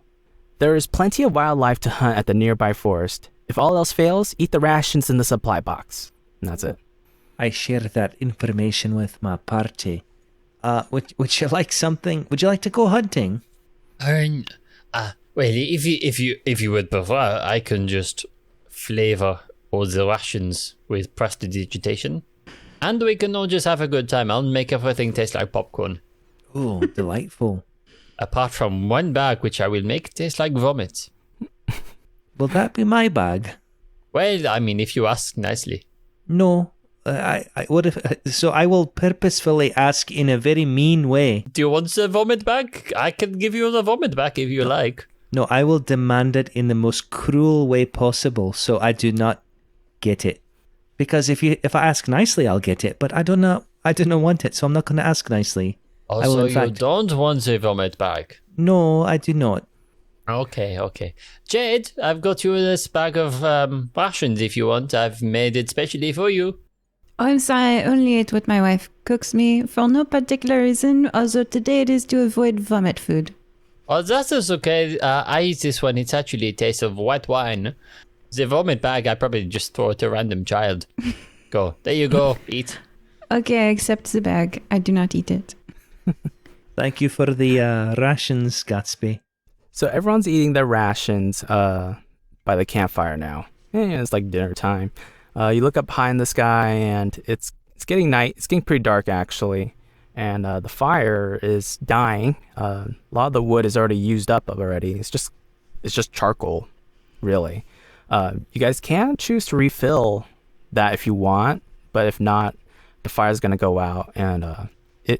And with your experience, it could get kind of cold at night, and it can affect the next day. I go to gather firewood. I have dark vision, so I just walk away. I would like to join Jade and do so. Okay. I have a fancy belt that gives me dark vision. Ooh, so nice. Okay. So, Gatsby, you will be fine with the 3 children. I'll go get the firewood. Oh, yes, I certainly will. And I wait for them to walk off and then say, okay, now the responsible ones have gone. Who wants to summon a demon? Skirmish and Jade, go ahead and both make a simple survival check. I got to 15. 10. Yeah, you guys find a ton of wood, and on the wood you actually find edible mushrooms on it, and that's it. You guys come back to the camp with edible mushrooms. That could be like an additional ration for all 3 of you if you want. And then, you put the wood in the fire, and it starts crackling. And so Simon goes, all right, can one of you guys tell us some of your adventures now that we're doing campfire stories? Oh, wait, what happened to the demon summoning? I'm so glad you asked. My bad. Rewind. Well, you come back to the fire, and you find the children sat around the fire. There are 3 children? There's 3 children, yes. Yeah. Plus Gatsby, plus the Mastiff? the corpse of one of the crabs who's been briefly resurrected. Oh. Between the 5 of them, there are trails of blood from who knows where, making a pentagram around the fire, and they're all just chanting the same phrase over and over and over. They all just go, ooh, ee, ooh, ah, ting, chang, walla, walla, bing, bang, ooh, ee, ooh, ooh. Oh, hello, guys. How's it going? Nothing's going on here. Cut it out. How do you guys react, Jade and its Skirmish? I would like to... so I'm not very familiar with this at all. And so all I see is blood on the floor in the shape of a star. And I'm like, hey, is everybody okay? Oh, yes, we're fine. Don't worry about us. Okay, We're Jade? all having a good time. I turn to Jade because I trust her instincts. Wrong choice. It feels surprisingly homey here. I don't know why. I feel so comfortable. So something that you don't see or hear, because Gatsby is also telepathic. He's blasting words into everyone else's mind. Previously, it was the chant, just so they know the words, but now it's no one talk. All right. So, children, are you ready for marshmallows? Can they talk, Gatsby? Yes, I would also quite like marshmallows, so yes. All the kids raise their hands too. Me, me, me, me, me. Perfect. I believe they're in the ration cabinet. I'll go get them. You look at the rations, and yeah, you do find a bag of marshmallows. Also, that one crab who was briefly reconstituted raises his claw. He's like, click, click, click, click. Well, that's weird. Blood squirting. All right, so yeah, back to the present. You are all enjoying s'mores now, and Simon says, "Hey, does any of you guys have an adventure you guys want to share? I'd like to hear." Arthurine kind of nods in agreement. Koa kind of peeks at the side of his face to kind of like, he's kind of interested too. Well, I can always do one, children. It's always a pleasure to talk about our previous adventures. This one stars Skirmish as Dr. Crot III, a previous adventure. So, Skirmish, if you wouldn't mind acting out this part. Sure. And then, Jade, if you could act out the part of, let's say, do you remember Olive? I've never was met hanging her. around it. No. She was hanging around the other week. She can't like leave it alone. Oh, She's always wandering around going, I used to work here. I mean, like, Olive, we changed the locks because of you. Oh yeah, it's a terrifying like lizard thing. Oh yeah. Yeah, she's always got some sort of tail hanging out of her mouth. It's awful. So you guys tell the story. Go ahead and all three of you roll a performance check All right. to see how each of you acted in this story. Oh, I got a dirty 20. Wow. I'm a fan of Dr. Crud, so I like to mimic him. The third, not the original. I don't know him. Gatsby also got an unnatural 20. The best sort of 20. Nice. I put my hands up to my head to make like a lizard snout and stick my tongue out and go blah blah, making fun of Olive, and got a 23. All three of you earned inspiration from your performance. All the kids are just applauding. Even Koa is kind of like doing a silent applaud, and laughing at parts of the story that was funny. And some of them were tearing up at some of the sad parts, and it was an amazing story. So go ahead and add that on to your character sheet. Well, just a bit of flavour. That particular story was the story of how Crud and Olive got high on cheese fumes and had a hallucination. Do you happen to know the episode name for that one? Emmental Tales. All right, you heard it, folks. Right after this one, listen to that one. That's what the kids heard. Snip some cheese. There were lots of poo jokes in that one. If you're particularly inclined. Good times. Okay, Simon immediately stands up. He's like, my turn. This is the story that my grandfather always told me. Once upon a time, when my dad was in school, there was a headmaster before the Fire-Breathing Kittens Academy started. It was just a regular, boring school. He was an evil headmaster who didn't care about kids. I heard he would turn into a dragon and yell at children or even summon skeletons to scare them. Suddenly, a candy portal opened and kids began falling in. The Fire-Breathing Kittens came to rescue and only not save the kids and my dad, but also kicked out that headmaster. Later, the headmaster died of a heart attack and his body was never found. Some say he haunts children and even kidnaps them and takes them to his school of evil zombies. The end. And then that's how he ends. Skirmish applauds kind of slowly, like, I think that was a good story. I cannot tell. And so he applauds just to kind of encourage him. It was pretty good. Arthur goes to Gatsby and is like, is that real? Was that true? I'm scared. So when adults tell you things and you're pretty sure they're lying to you, yes? Yes. It's all totally real. I've been to that school. There's zombies everywhere. Admittedly, most of them end up being hotel staff for some reason, but it's very much true. Koa is also kind of shaking from the weird, fast-paced story, but apparently he heard every word of it too, and he's kind of like holding this holy symbol. Scared. It's okay, children. You don't have to stay in those hotels. And you've got us. We'll protect you. Well, mostly. Who here has been injured so far? Put up your hands. Skirmish puts up his hand. Hey, you're all healed. It's true. I mean, I was injured. Yeah. Everyone go ahead and make an insight check. The kids are also going to make an insight check too, Oh, except for Koa. I got a 4. 17. And a 12 for Gatsby. Jade, you notice Koa wants to speak. Like he has something he wants to share. He's holding his holy cross, his shield sword symbol tightly, but he's kind of shy like a kid. He's a kid. Everyone else, you also notice it as well. It wasn't really hard to perceive, but you notice that's kind of what he wants. It's quiet. It's that awkward sound, that awkward moment that happened. You hear crickets. Oh, and R3 and Simon also made an insight check. And, they look at Koa and they're like, whatever. And then that was it. I think I hand the other kids a marshmallow to make their mouths full. Okay. Yeah. They're just like, what the? And they're like, oh, okay. So now if Koa wants to talk, there's less people to talk over. I don't know, and I'm not saying anything. Koa stands up and he says, I have a story I want to tell. Is that okay? And he looks at Gatsby, Skirmish, and Jay. That's fine with me. Go right ahead.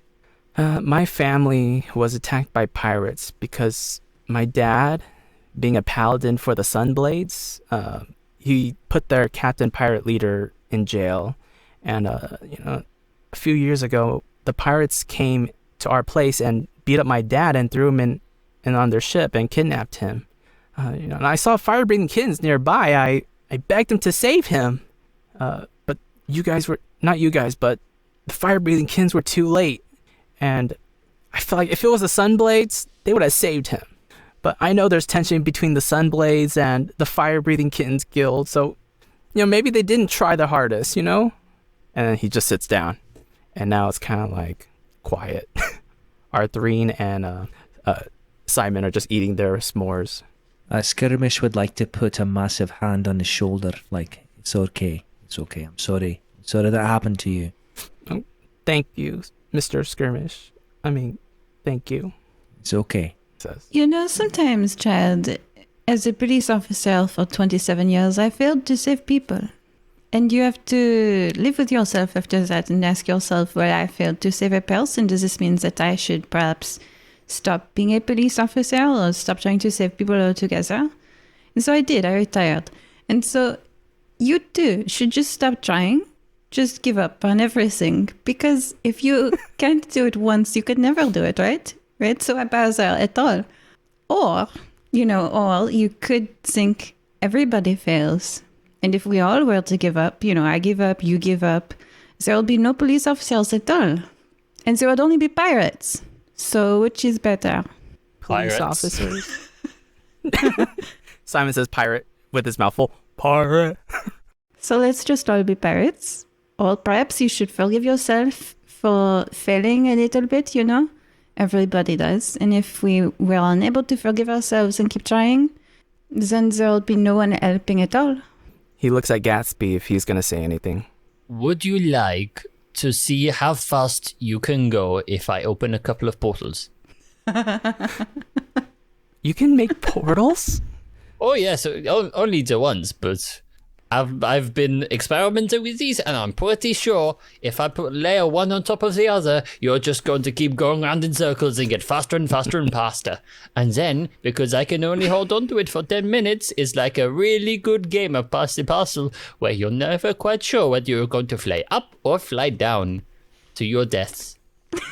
Okay, he does that. He's going to roll a constitution As we've check. discussed, I have Revivify. I have the preserve body ones. I've got lay on of hands. Go for it. Have fun. Okay, well, all the children can go in is basically like an infinite water slide. I've got 5 revivifies and there are 3 kids, so go ahead. They're all going to roll. They're all going to roll a Constitution. So I will saving cast throw. Arcane Gates and make 2 portals laid one on top of the other. It's very much like a popular video game that is available. And you just go, jump in, have fun. I look up Gentle Repose.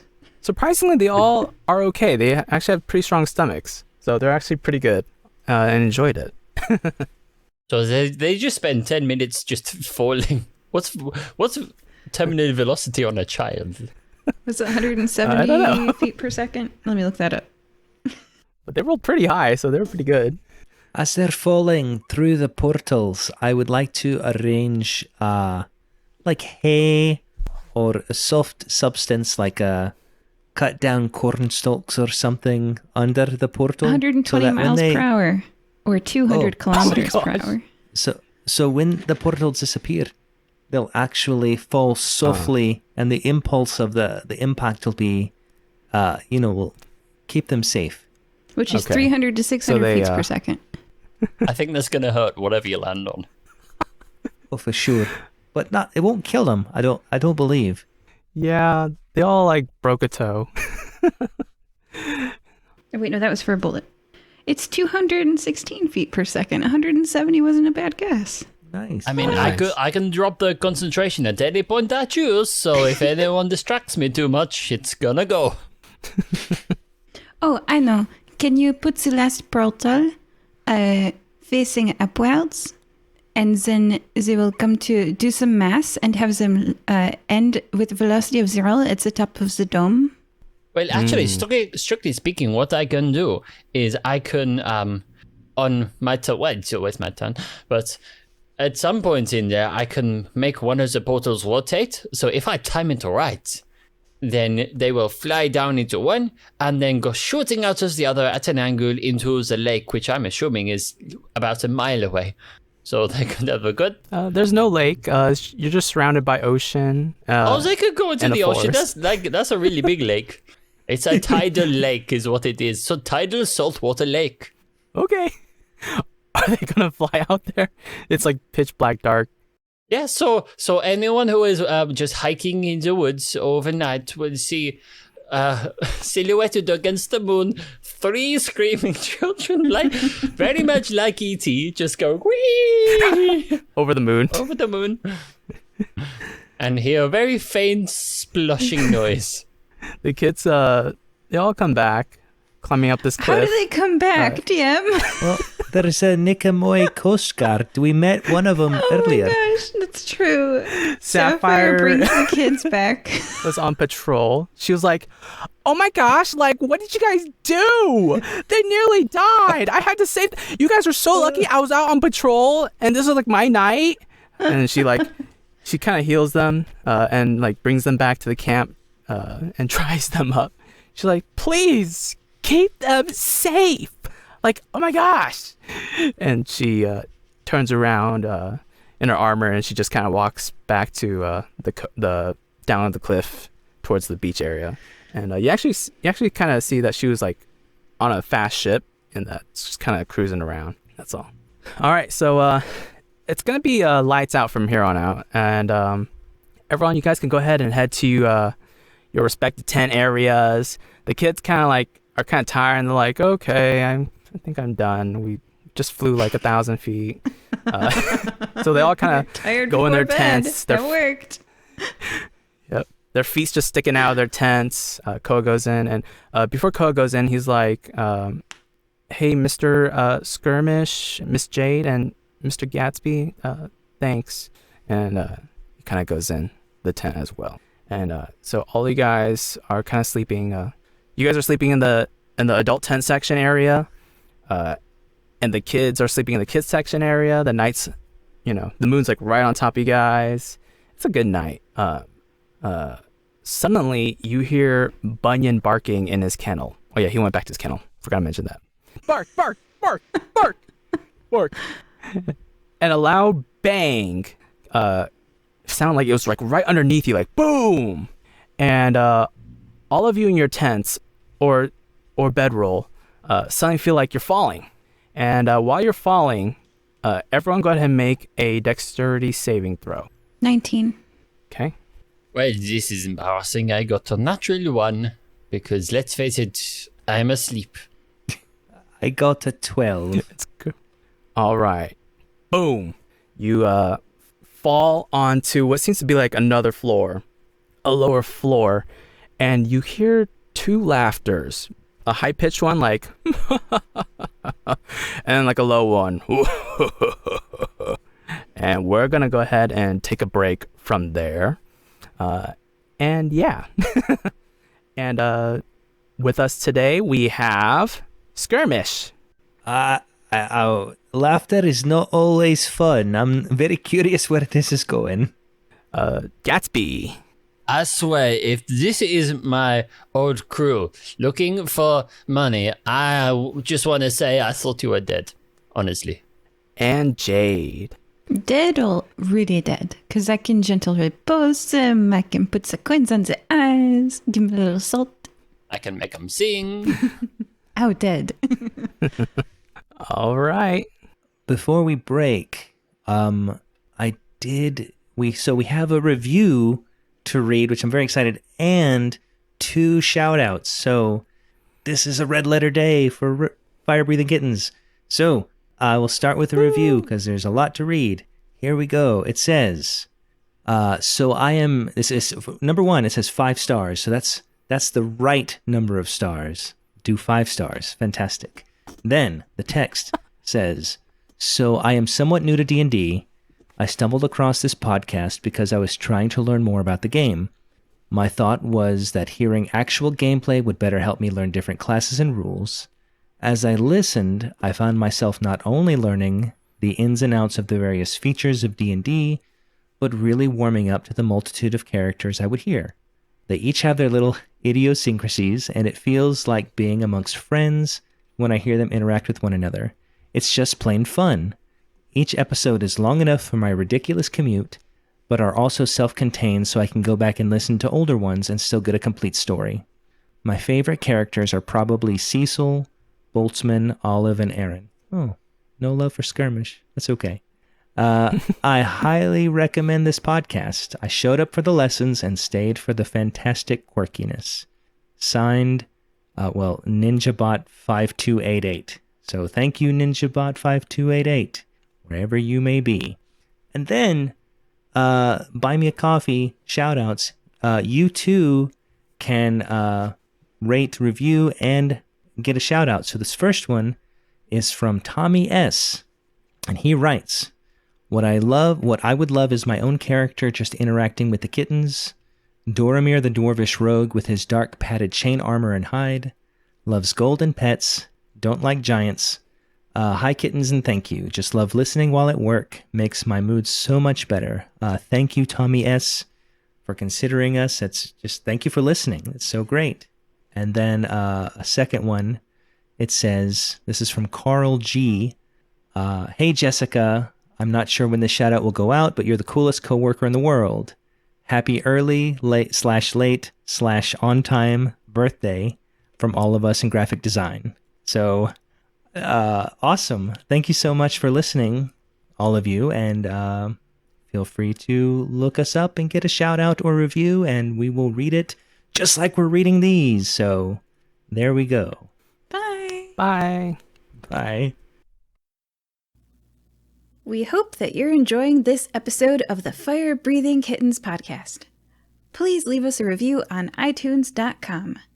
If you leave us a review, we'll read it on air. It's fun listening to the words of your review get read by the characters you know and love, so go to iTunes.com and leave us a review today. Can you think of someone who might enjoy this podcast? Please share it with them. Is their birthday coming up? A special anniversary? Would you like us to wish them a happy day on your behalf? You can arrange for us to read your shout-out on air at firebreathingkittenspodcast.com through our partnership with the website Buy Me a Coffee. Do you enjoy reading books?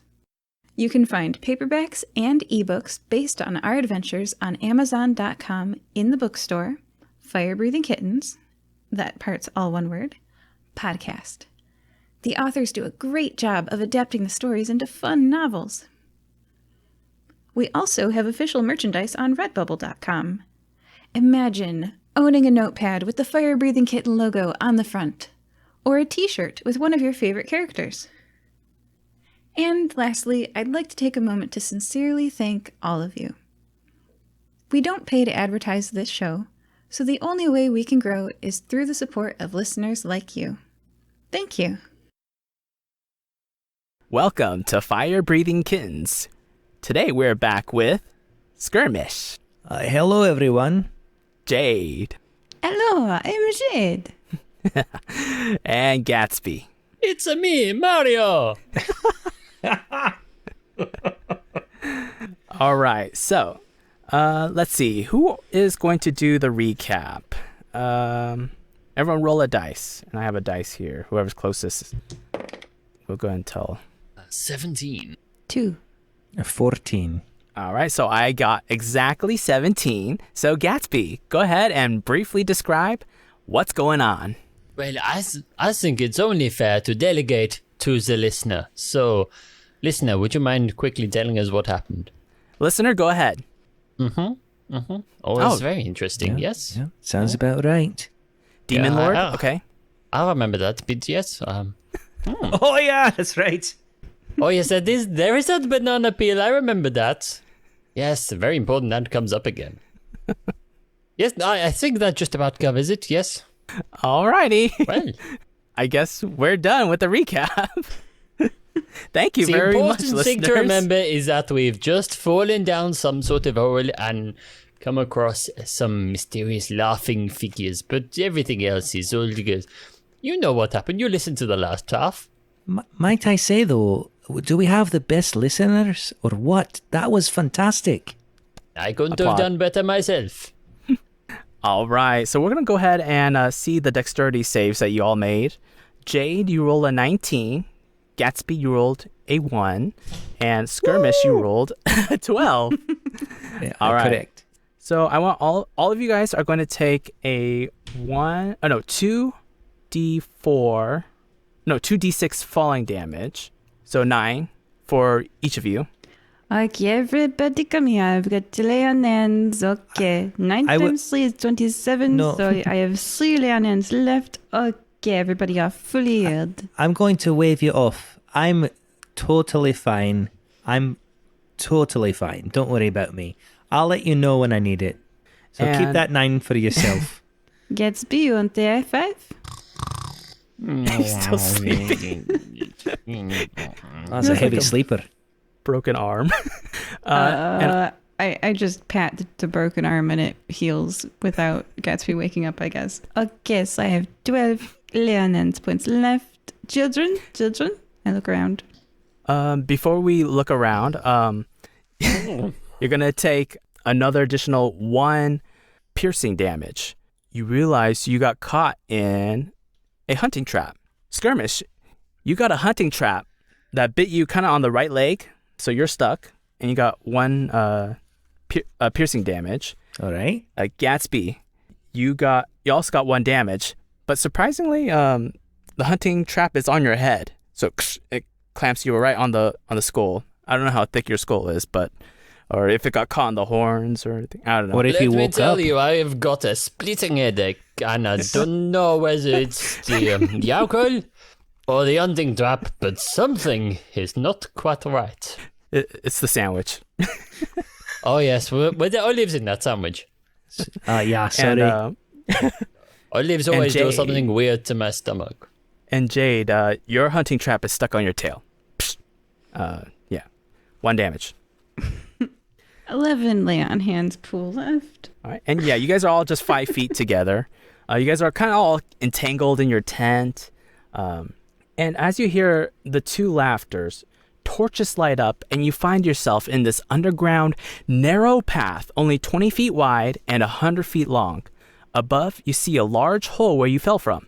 Across the cavern hall, a thin man in black-looking robes stands near a cave, another cave entrance that looks like it's going deeper in. Behind him, a giant Goliath with a cowboy hat appears as well.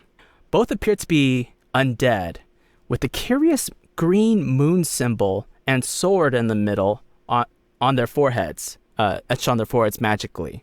Their eyes also shine bright green in delight. And the thin man continues his laughter again. Fire-breathing kittens, I am Attica, former headmaster of the Nicomoy Academy. Alas, I have waited this day to come and finally kidnap your academy children. And Goliath is also kind of laughing in the background. And then, ever since Crud kicked me out of office that day, I held a grudge so strong, I died of a heart attack. But suddenly, I was revived by a young boy. He called himself the Kid. He is my master and leader of the Moonblades Guild. We Moonblades are revived by my master, a prodigy, who has given us free will to live. And although I call him master, he hates it when I call him that. And now I will use that free will to fulfill my grudge by kidnapping Nicomoy children and sending them to my boarding school of villainy. Everyone go ahead and make a history check real fast. 10. I got an 8. And a 13. Forget lucky number 13. So just Gatsby and Jade, you recall a newspaper of a few missing children from all across Nicomoy. And it didn't matter what schools they came from. There were some kidnaps happening. And you assume this might be the culprit. All right, and you also notice all 3 children screaming for help behind Attica as they are magically restrained, floating midair. Arthur's like, save me, save me! Simon's like, whoa, this is kind of cool. And Koa's crying. He's like, oh no, help me! And he actually drops his holy symbol on the ground, tunk, near the cave entrance. And Attica goes, Vrath, your turn. And what Vrath does is he slaps all 3 children with his Goliath hands, and they all knock out. And Attica and the 3 kids jump into this cave, which actually kind of looks like a slide, and they're gone.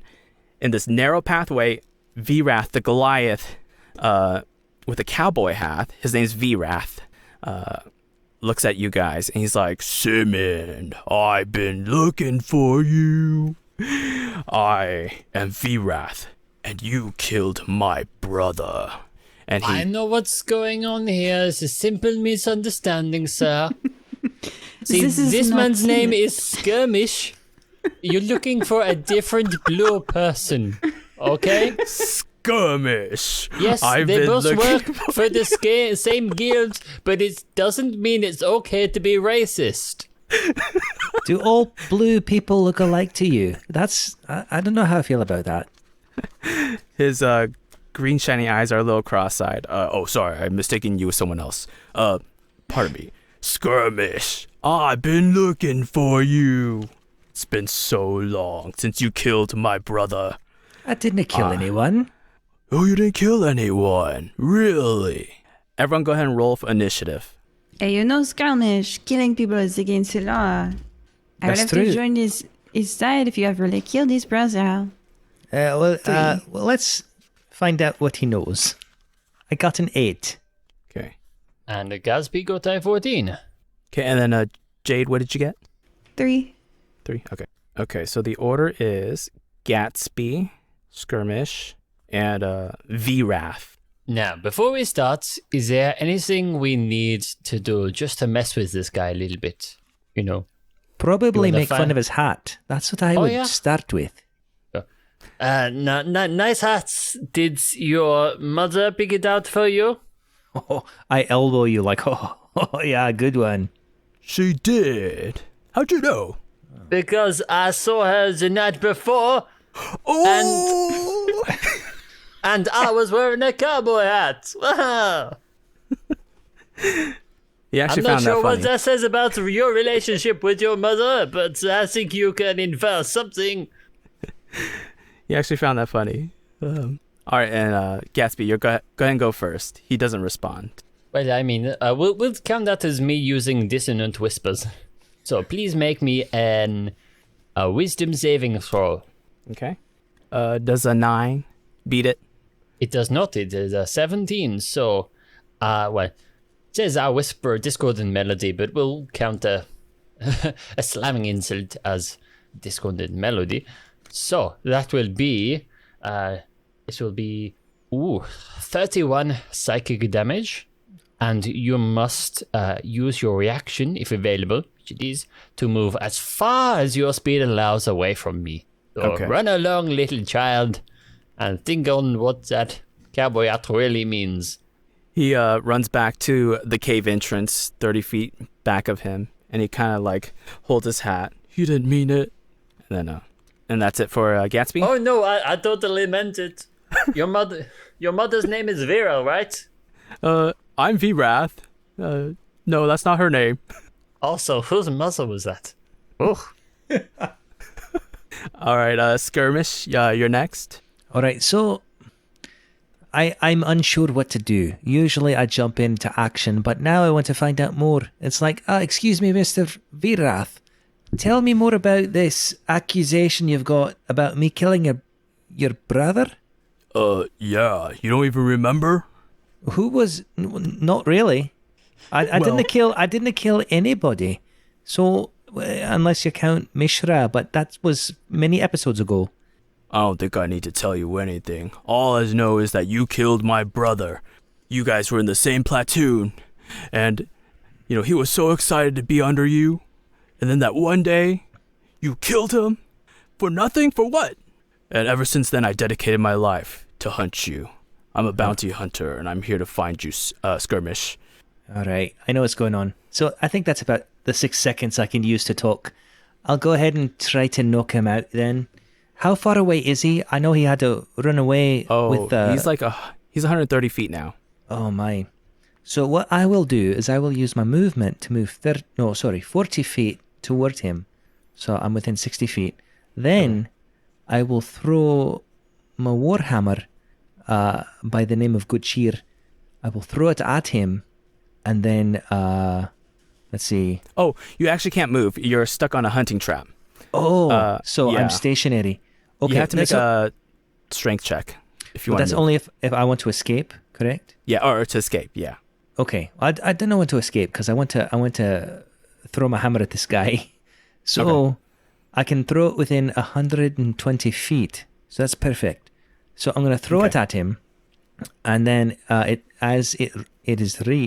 reads as an action. I can hurl my weapon to a point I can see 120 feet.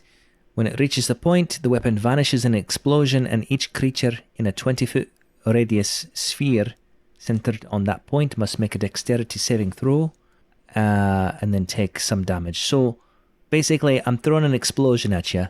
And is the other man, Attica, close to this guy? Oh no, he's gone. He slid down this cave slide. Perfect. So it's just me and Virath. So I'm throwing it at Virath. So you need to make a dexterity saving throw. Okay. He rolls and he rolls a natural 20. Plus 1 on his dexterity. So you beat it then. He did? Okay. But, so that means you take half damage. Okay. So, because you made the save. So I rolled 29 damage. So half of that would be, I guess, 14. 14. Takes 14 damage. Okay. He's actually looking pretty beat up. Like, being an undead Goliath, he's kind of like, a lot of parts are falling off of him already. Okay. I believe that's all I can do. So, okay. Yeah, that's it. All right, Jade, you're next. I expend my movement and then downgrade my action to a movement to dash after the... Like, there's one villain in my mind here, and that's the person who hit kids. You're also stuck on the hunter trap. Oh, okay. Well, on then your tail. I would use my action, or is it my full turn? I believe it's... I think it's just an action strength check. Must make a strength check to break free. Okay. I'm going to try to do that. So failure gives you 1 piercing damage. Okay. Do I add something to the dice? Your strength modifier. Okay, that's a 17 then. You're free. And, I rip the trap off of me, and I run after the kids, which is 30 feet. Okay. And so you're basically 90 feet from him. Okay. And then now it's Vrath's turn. Vrath pulls out 2 handgun crossbows, and he shoots at Simon. He shoots at Skirmish, and he's gonna make a 1 hit. Absolutely not. Okay, so yeah, that missed. And with his feet, he can shoot again with his other hand crossbow, and he gets a 18. Does that hit? That meets my arm. That does. Okay. Yes. So chink hits you right on the knee. Ooh. You're gonna take 1d8, 3 damage. That's it. Oh no, plus the modifier, 4 damage. All right. That was it. Skirmish, you can't be an adventurer anymore. Just because my knee's out. You took an arrow to the knee. You're out, man. I've got another one. I know what you mean, though. Vrath shouts, "I will get my revenge!" And then it's Gatsby's turn again. And you're still kind of stuck on that trap, 120 feet away. But, I mean, to be fair, it is on my head, so I can walk. Yeah. Well, the trap is chained to the ground. So you can only move 3 feet around you. I mean, if it helps, Eldritch Blast has 120-foot range, so I can just hang out. Oh yeah, you could. So I'm good. I'll just, hang out and go. So go get them! And just lazily blast down the tunnel. So let's roll 3 times. 1 is an 18, 26, and 14. With disadvantage because you can't see your target. Okay, so we'll go for the 18, 14, and 19. 18, 14, 19. They all hit. See, Jade, I can do this even with my eyes closed. Pew! There's like a bear trap in his head, just like. I guess so. That's good. In your time. So, And we the got damage? Force damage is 33 even. 33 damage. Blasting down the tunnel. He practically has a hole in his body. And not only missing the other 2, they are also kind of in the way. All right. And then ends your turn. That does. I think I've just also taken Daisy out of my bathrobe because we went to sleep. Who was looking a little disheveled, so I just kind of brushed some dust off her and hope she's not too squished. She's not. But she's looking quite grumpy. Quick question. How big is Daisy? Daisy is a micro pig, so approximately the size of a can of beans. Oh, nice. Cute. All right.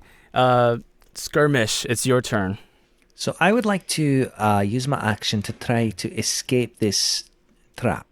Okay. Just a strength roll, correct? Strength, that's it, yeah. And if you fail, 1 piercing damage. Oh, I got a 19. You succeed. Perfect. So that's my action. I would like to go to I'd like to travel 40 feet toward this guy, Vrath. Okay. And then I believe that's it for now. Okay. Any words of dialogue or no?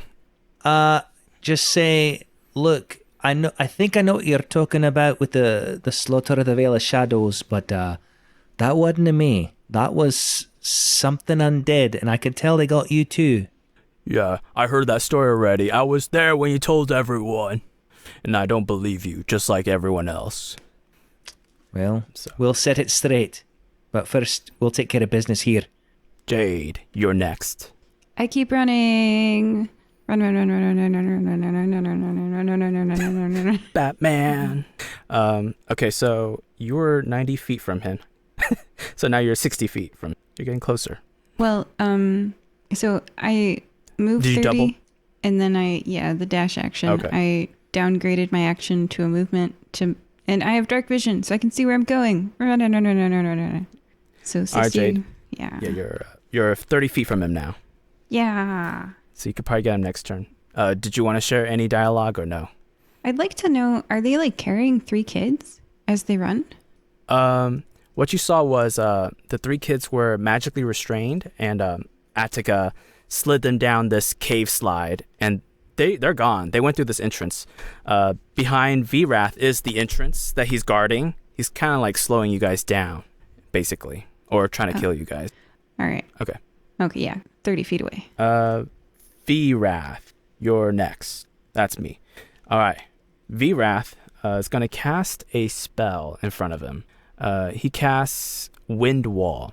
And what that does is, with concentration up to 1 minute, a wall of strong wind rises from the ground at a point you choose within range. You can make the wall up to 50 feet long, 15 feet high, and 1 foot thick. You can shape the wall in any way you choose so long as it makes one continuous path along the ground. The wall lasts for the duration. And when the wall appears, each creature within its area must make a strength saving throw. Creature takes 3d8 bludgeoning damage on a failed save, or half as much damage on a successful one.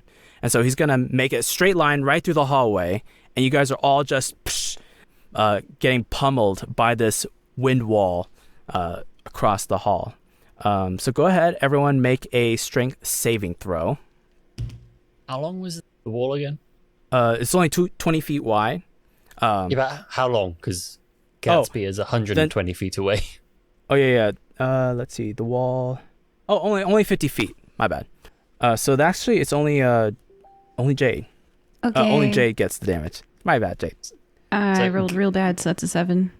Gatsby's like, did someone leave the window open? It's a bit drafty down here. And then Jade, go ahead and take a 3d8 bludgeoning damage, which is going to be... Don't forget you've got inspiration. 15. Oh yeah, you can use your inspiration. Use it on this? You can reroll a d20. I could take my first damage. Okay. So. You take 15 damage. Yeah, okay. It's fine. I'm at 81 minus 15. All right, and then V-Rast's turn is done. It's Gatsby's turn. So, how are things going down there? I'm coming for you. I don't think you could hear Jay because the wind is like... but you could probably hear Skirmish. I'm just going to shoot some more magic over there, if that's okay. I've got a bear trap on my head. That's okay. Go ahead. Okay. I will shoot. Although, of course, I feel somewhat disadvantaged with the fact that I have a bear trap on my head, and also it's quite a long way, so I can't really see, so I may be a little bit worse for wear on the old aiming front, but we will see. So it's, this is going to go quite badly, I think, because I got a 15, 11, and a 1. Uh-oh. Ooh. I know who that one's hitting. It could hit me.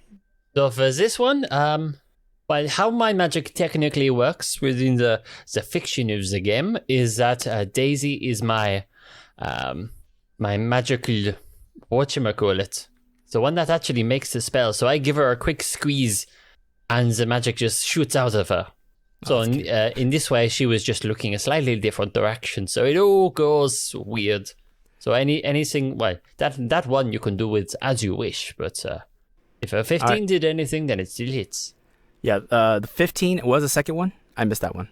15, 11, and a natural 1. Okay. Yeah, only the 15 hits. The 11 misses, and it just kind of hits the wall. And the 1 hits Jade. Ow! Right. So that's right in the back. The one that hits Vera, whatever his name is, not the wrong son, as it turns out. That does 7 the force damage, and Jade gets hit for... I'm sorry, Jade, it's 15 force damage. Ow, Did I hit anything? The wind muffles my swearing. I'm all good. Good.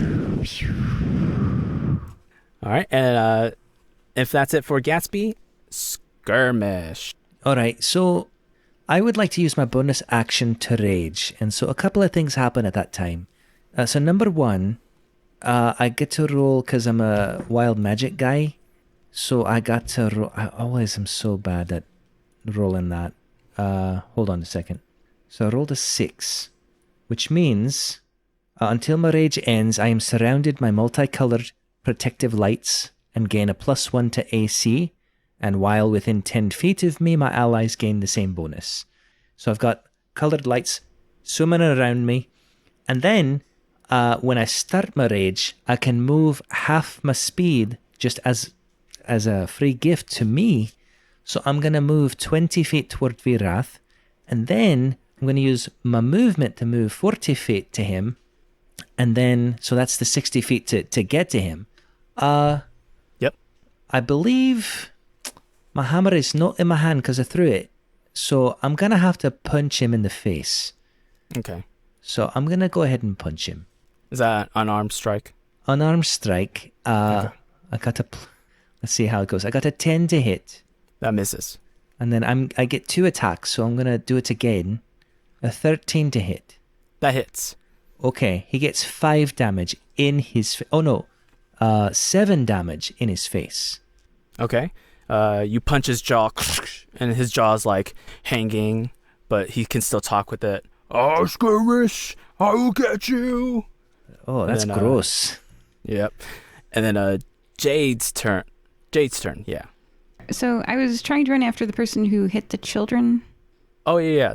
V-Wrath, the Goliath, hit the children to shut them up. Got it. And he's the one in front of you. All right, running towards them. Okay. And I have prepared... Now I've separated this into radiant and non-radiant damage. I used So first, does a 13 hit with my sword? Yes, 13 hits. Oh, dang. And then the 19 also hits. So that's 16 damage from the first hit. That's just sword damage, slashing damage. And then the next damage, 8 of it is sword damage, and then 14 of it is divine damage. So that's 38 total damage, but 14 of it is divine from that divine smite. Okay, yeah. The divine damage is definitely effective, and V-Wrath practically blows up. His corpse hits the wall of the entrance of the cave, and only his head is like on the ground, like Skirmish. Could it be non-lethal? I say way too late. Oh no. Okay, it's non-lethal. Okay. But yeah, it's just his head and his body. Skirmish. I mean, he's already undead. Yeah. Is there much more you could do? No, I guess I minced him. I did that. Battle ends, by the way. Oh, so what is the condition of his cowboy hat? It's surprisingly still in good condition. I would but like it's to not on his head anymore. collect my hammer and his cowboy hat. Okay. Does it fit my head? It's actually a little too small. It's like a little smaller. It's for a smaller Goliath head. All right. I'll hold on to it for now. Okay. And as you guys walk towards the cave entrance, Gatsby, go ahead and I guess make a strength check to get out of your trap. Daisy is prying the bear trap loose. Okay. With tentacles that you cannot see through the darkness. Does Daisy have to make a strength check? Probably, but it'll happen eventually. Okay. You do hear a lot of ow, ow, ow, ow, ow, ow, ow, ow, ow, ow, ow, Shink. until it stops.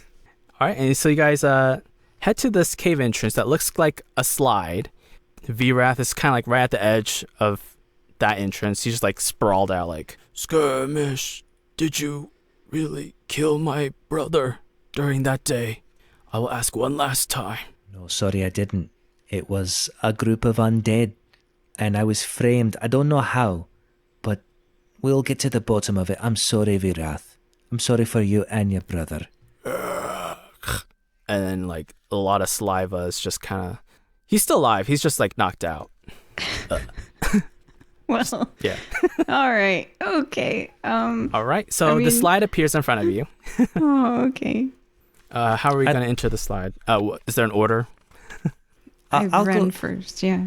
Oh, I'd like to be quickly behind, but I would like to throw my net. I've got a net. I'd like to throw it on Virath. So if he comes to, it's a little bit more difficult for him to get around. Net is placed on V-Wrath. Then I follow Jade. Wee! Okay. And then I say wee as we go down the slide. All right. And Gatsby, follow. Hey, if you can't enjoy life, why are you here? Like, wee! That's right. This is fun. Well, it'd be a couple of minutes later. Well, maybe like 1 minute later. Gatsby gets to the hole, sees Virath like lying on the floor, because Virath is, as we said, undead. So sees the net over him and just like, not quite. So we're just gonna rip off his legs. Ouch. He's undead. All right. No, what more can you do? I think he And I still just kind gonna of feels. I don't know. I guess we'll find out. you're okay. And then we're just going to, as we did with Ball earlier, I'm just gonna hold up his legs and Eldritch blast him down the tunnel. Okay. He comes with you guys, apparently. And then we just hop down the slide. Okay.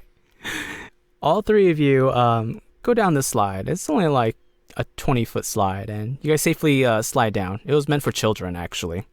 And you enter this spiraling cylindrical room, or it's actually a big cave, but cylindrical. And what you see is a 500 feet drop, and in the middle of the room grows a 500 feet vine, like a beanstalk. And its leaves are really strong and sturdy, from what you can see. And you also see the spiral walkway going down as well. At the corner of your eye, at the edge of basically the cliff of the fall, you see 3 bungee jump ropes connected to a wooden, kind of like a stake, and it says, "Bungee jumping out of order. Do not use." You have 3 ways to get down. You can hear the children screaming all the way 500 feet down. "Ah, save us, fire-breathing kittens!" It was Koa. You could either bungee jump, or there's a beanstalk. I don't know. There's a spiral way going down. But you had to go like around the entire room. So that's kind of... You guys pick. Now, the main question I would like the DM to answer is, you remember when we went to sleep and then we fell down the hole? How long passed between getting some rest and then getting ambushed? I'd say it was about a good... honestly, it was only like 10 minutes. Okay, so not long at all. Okay. Yeah. That's a shame. So Gatsby would attempt to cast Arcane Gate again, because it's a really nice, easy way to get around it. But it just fizzles. He's like, oh yes, that whole rule about once every so often. Never mind. We got to go the boring way. Okay. Also to mention, the whole cavern area is lit with convenient torches. So everything's lit. That is convenient. Yeah, it was meant for children, spelunking. I suppose the bungee jumping was probably meant for the kids as well, so I didn't think that it'll be good for my weight. I'll go ahead and use the stairs, but I'll go very fast. Okay. And then Jade? It's kind of interesting because, like, this is the first character I've ever had that's very dead from falling damage if I do this wrong. So I do have to use either the bungee jumping cable or the vine or the... I mean... Yeah. Yeah, that is the fastest way to get down.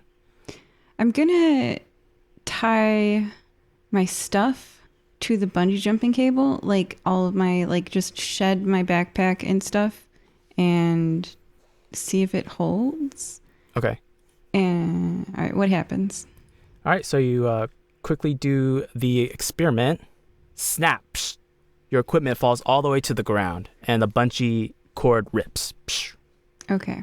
There's 2 more bungee cords.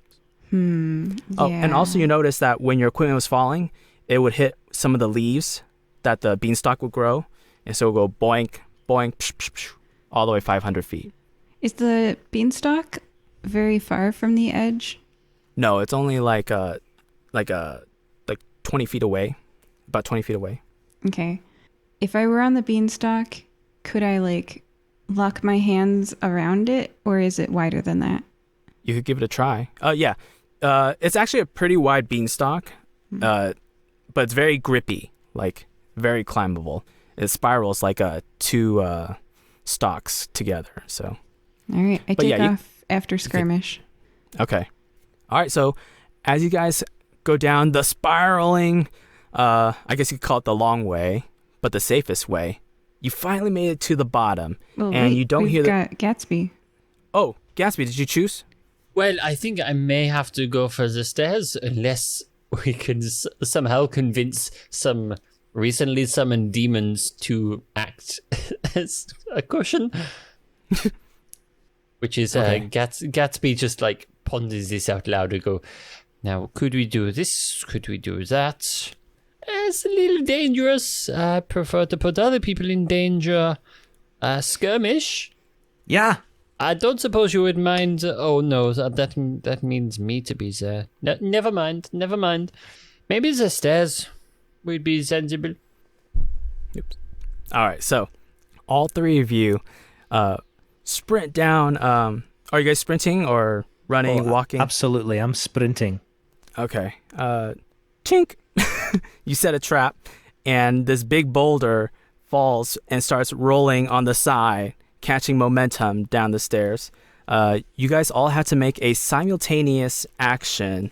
I don't know how that works, but I guess on a count of three, just say what you're gonna do, like jump or stop the boulder, and I'll try to figure it out, or do a spell or whatever. Wait. So we're running around a spiral staircase around the outside Going of down. like a hollow tube that's going down, and there's a boulder coming from where?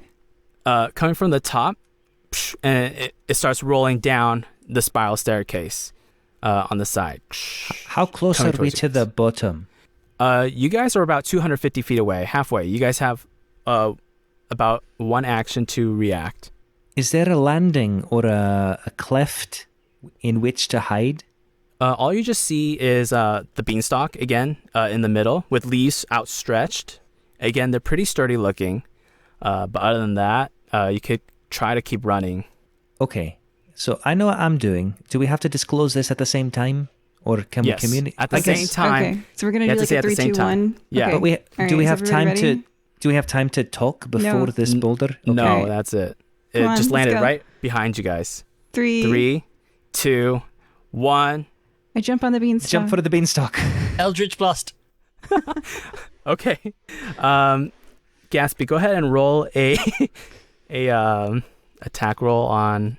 Wait, do you have to roll an attack roll with Eldritch Blast? Yes. Right. Okay, go ahead and do that. The logic is it's force damage, right? Which would naturally push. I don't need to stop it. I just need to divert it enough to fall off the staircase, right? So it then can fall and crash into and just fall on top of Olive's stuff. Not Olive. Jade's stuff. Okay. So, All that wine will be destroyed. I go through quite a lot of one. don't do we all. 26, 23, and 21. Those all hit. And damage? Damage. First one is 15, then an 8, so 23 plus 14, so 37. The boulder Force explodes. And it's gone. So I turn around and go, it's okay, I managed to... where are you gone? Skirmish and Jade, you guys are on this leaf, this bouncy leaf in the middle of the room. 250 feet high. But you guys are safe. That's all. That is until a massive boulder explodes, sending rock shards flying in your direction, shredding the leaf and ruining its structural integrity. In another universe, maybe. But everyone's pretty safe. And that boulder was, pretty... it was actually not really a strong boulder. But anyway, you guys continue down. And as you guys reach the bottom, you see another cave entrance. But this time, a fork splits in two. And the first entrance you see, on the left side, is you see a stream of fresh water. It's about 6 feet flowing inside this dark-looking tunnel slide. Next to it, you see empty wooden barrels. There's like 4 of them. And on the other side, on the other fork, you see a solid metal door that says Nicomoy Coast Guard employees only. But you can actually hear the ocean waves from the other side. Do we hear the children at all? Make a perception check. I got a 13. Okay. Gatsby and Jay, go ahead and make a perception check as well. 9. Okay. That is a natural 20. Oof. You hear, Gatsby, you hear the kids clearly from the other side of the door. You even hear like the sand that Ataga is kicking in, trying to run away with the kids towards the beach area, or for what it sounds like. And not only that, but you also see, actually, yeah, that's it. Well, I'm pretty sure they're through this door. Now, I have a request for the two of you. All If right. we want to save them, nice and easy, nice and quickly, just keep them talking for like a minute, okay? What we'll do is we'll do like a hostage negotiation thingy, probably. I just need to get up within 10 feet of him, just keep him talking, and then just 1 minute, that's all I need. Oh, Then one more I'll thing. do something impressive. Before we do that, Jay, did you grab your equipment? The bedroll and stuff? No. Okay. But what do you have on you? Is it just your equipment, armor? Sword, shield. Okay. And then Gatsby, what are you guys doing? Well, that was basically it. We'll burst through the door dramatically. The door's locked. Oh. Oh. I would like to pound Well, on the I door. guess we got to go home then. I'm pounding on the door with my hammer. Roll on just roll for damage. All right. Moment, please. Oh, that's good. 15. Okay. Yeah, you got 15 damage off this door, but this is a military grade door, and you notice it's gonna take a while. When you hit it, dong, made a dent, but no, there's also a small window, like a sliding window that you can see through. So you could pull that too if you want to see. But other than that, that's all I did. So the other tunnel with the water, that I assume flows to the ocean then? You don't know that. Well, it's flowing But down it's the flowing, tunnel. Yeah, it's flowing down though. That's for sure. All right. So I'm going to grab an empty barrel, open it up, open the top, take it off. I'm going to simultaneously jump with the barrel in the water and then jump in the barrel so I can float down the water and say, I'm going after him to my team. Well, Okay. I'll head him off at the pass. All right. And so, how are you guys gonna react? I'm not sure that means what you think it means. I'm sorry, I floated too far away to respond. And Skirmish is out of sight. He goes through this dark water tunnel of who knows what. Jade, when Skirmish was running back, go ahead and roll a history check real fast. 11. Good. You remember, after examining this black door and the sign, it has a keyhole there. And you remember Simon's lockpick that you took from him. Is that on you, or is that in your equipment bag? Oh, it's in the equipment bag it's very, very destroyed. Okay. Oh, I said I'd give it back. Oh, no. I mean, you could check if it's destroyed. We'll see. I threw it off a 500-foot cliff. With a bungee rope. That maybe cushioned it, and it hit some Yeah. leaves. But you have options. So what did the sign on the door say again? It just says Nicomoy Coast Guard employees only. Okay. All right. And it has a keyhole and a window that you can slide open. Okay. Well, if there's a window, I can always summon some demons. Oh, yeah, you could. You could try. Yeah. And so I'm just thinking the Coast Guard probably built this, like there's water on the next to us, right?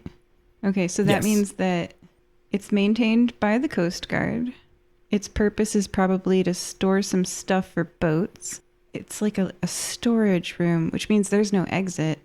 And it's probably like a Nicomoy City Guard style construction, because the Coast Guard and the City Guard.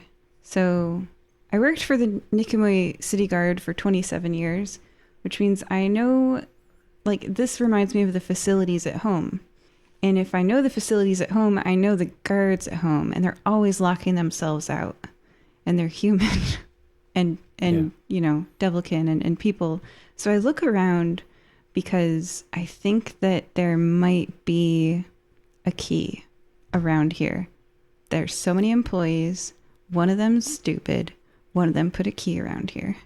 Make a perception check. I start picking up rocks. Yeah. I'm picking up... Well, no. I'm going to go to the left of the door, about one fat person-sized arm width, and going to look for dark crevices. I'm looking Okay. for the worst employee's best idea. All right. And that's a natural 20. You found 3 keys, all chained together Why am I floating? with an acronym of NCQ, Nicomoy Coast Guard. Yep. I try the keys in the door. Opens. And a gush of salty air whoosh, rushes into you. And you're at the beach. And Attica's standing right in front of you, like gasping for breath. You could kind of see part of his lungs, like through the ripped ropes, like, breathing. I'm not used to being undead. And as you guys enter the beach, on the side, from a small distance, Skirmish also slides out of this hole, and water gushes out from the wall, like a loose rock. And Skirmish, you're gonna take 1d4 bludgeoning damage. Okay. Sorry. Before you do that, make a athletics check to see if you can kind of cushion the fall. Absolutely. I got an 18.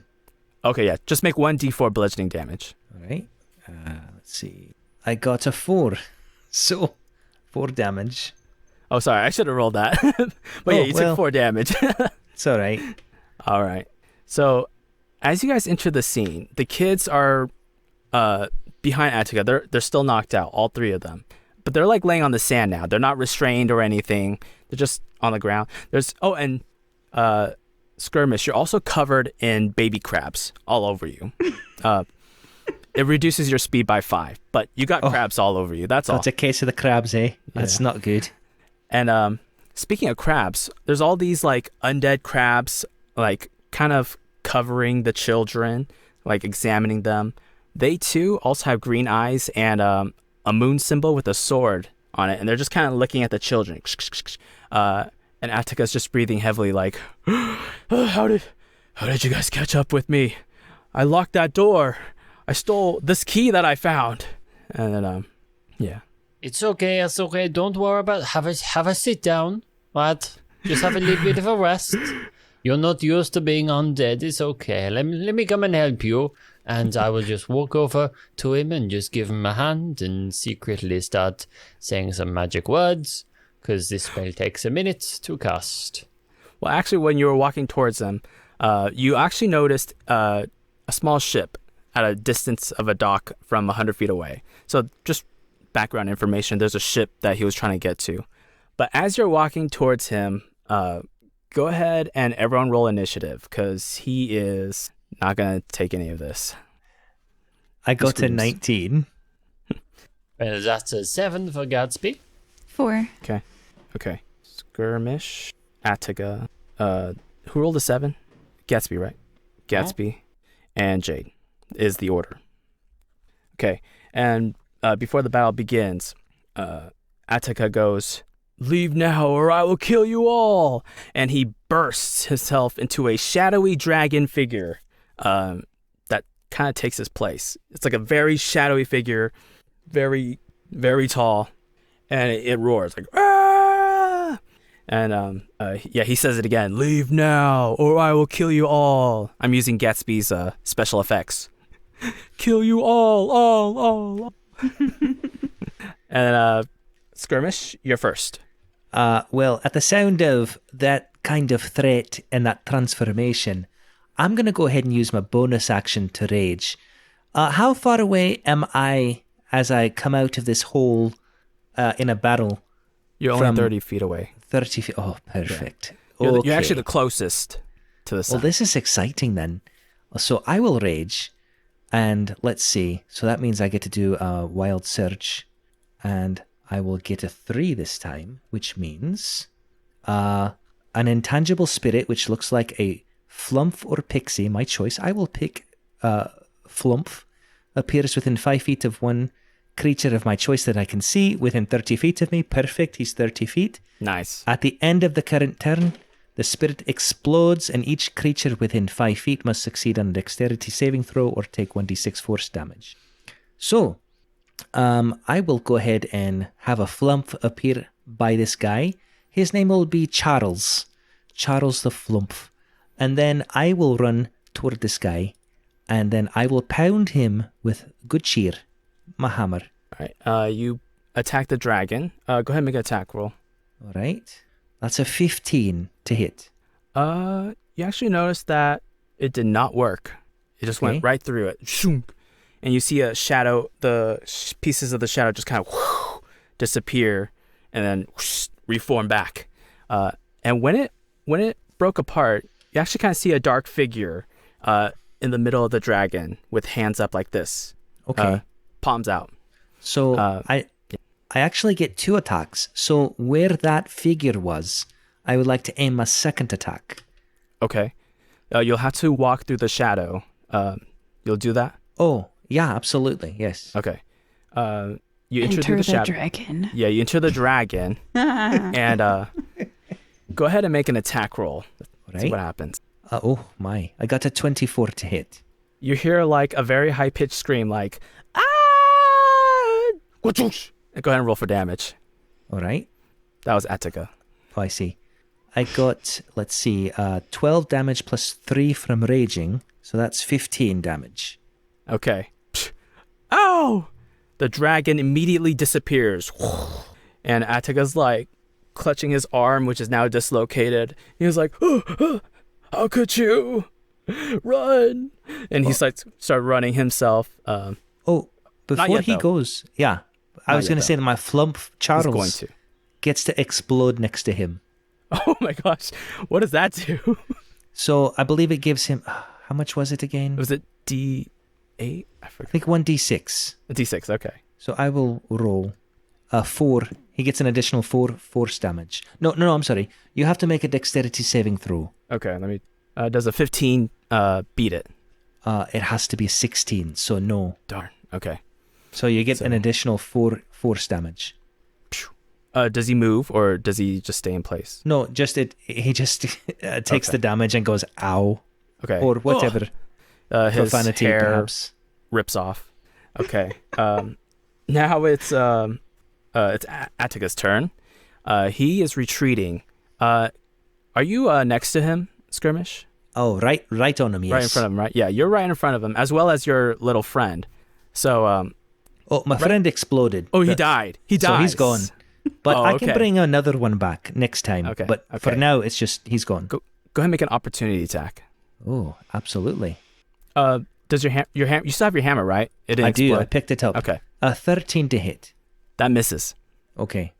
All right. And he is running. He used 30 feet to run.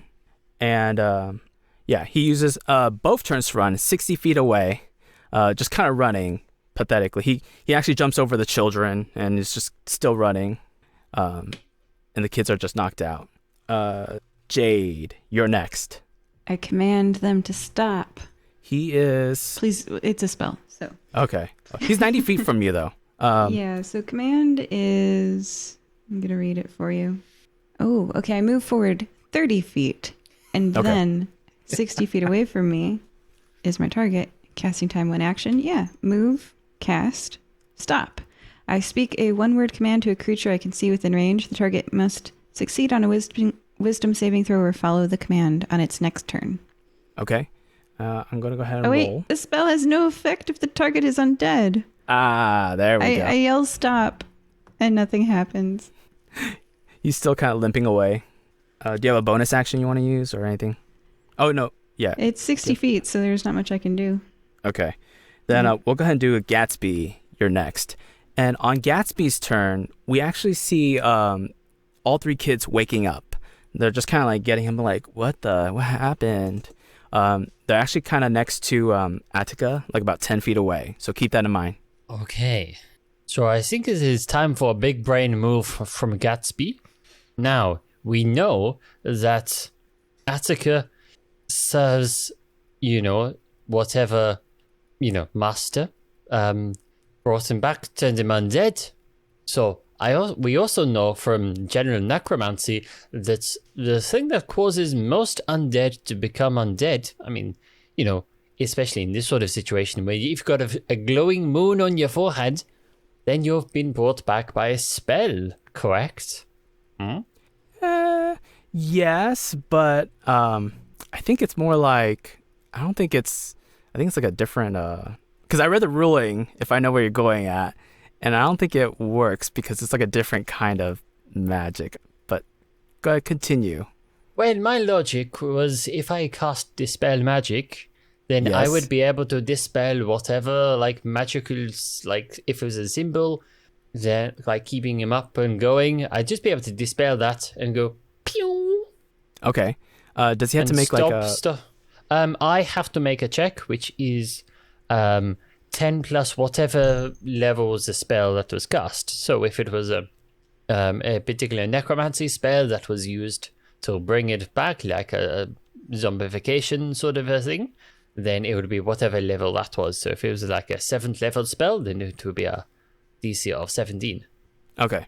So I'm if this is a thing that would work, and I really hope it is, because I believe with the children we may be running short on time. For example, So there's no Create Undead is 6th level. Yeah.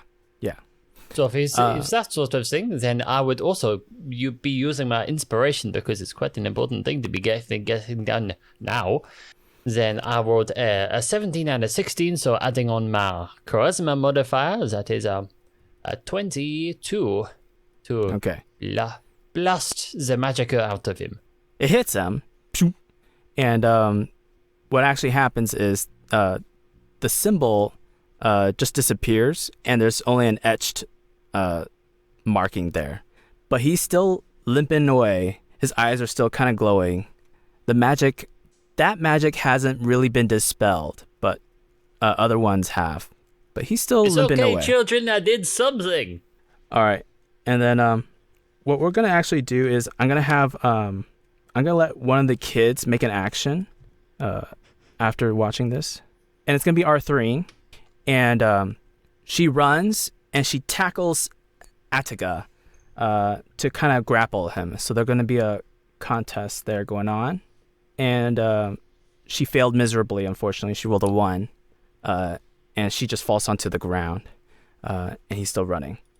Skirmish, you're next. However, keep in mind now, Arthurine is 5 feet, basically in front of I see. Attica. And so he ran 60 feet away, correct? Yes. Okay, that's a bit far. So I'm going to run, let's see, I can go 35 feet with my movement. And then as I'm doing so, I'm trying to rub crabs off of me. And then I will actually use my action to, I will continue and move another 35 feet. So I get beyond him in order to stop him. And as my bonus action, I will summon another Flump. This one will be Billy. And he will be 5 feet from Attica, but on the near side. So between me and him, and on the opposite side of the child. Does that make sense? Yeah. All right. So I'm there, he's there, and then boom, Billy explodes, and you have to make a saving throw. Which one? Dexterity? Yes, I'm sorry, dexterity. He rolled a 20. He is okay then, does not take Okay. any damage. And I believe I fall out of my rage since I did not take any damage nor give damage. But I am now beyond him. It's Attica's turn now. But you're not next to him, right? I moved past him, so like Past him. Okay. I tried to Like get in his way. between him and wherever he's going. The docks. Correct. Okay.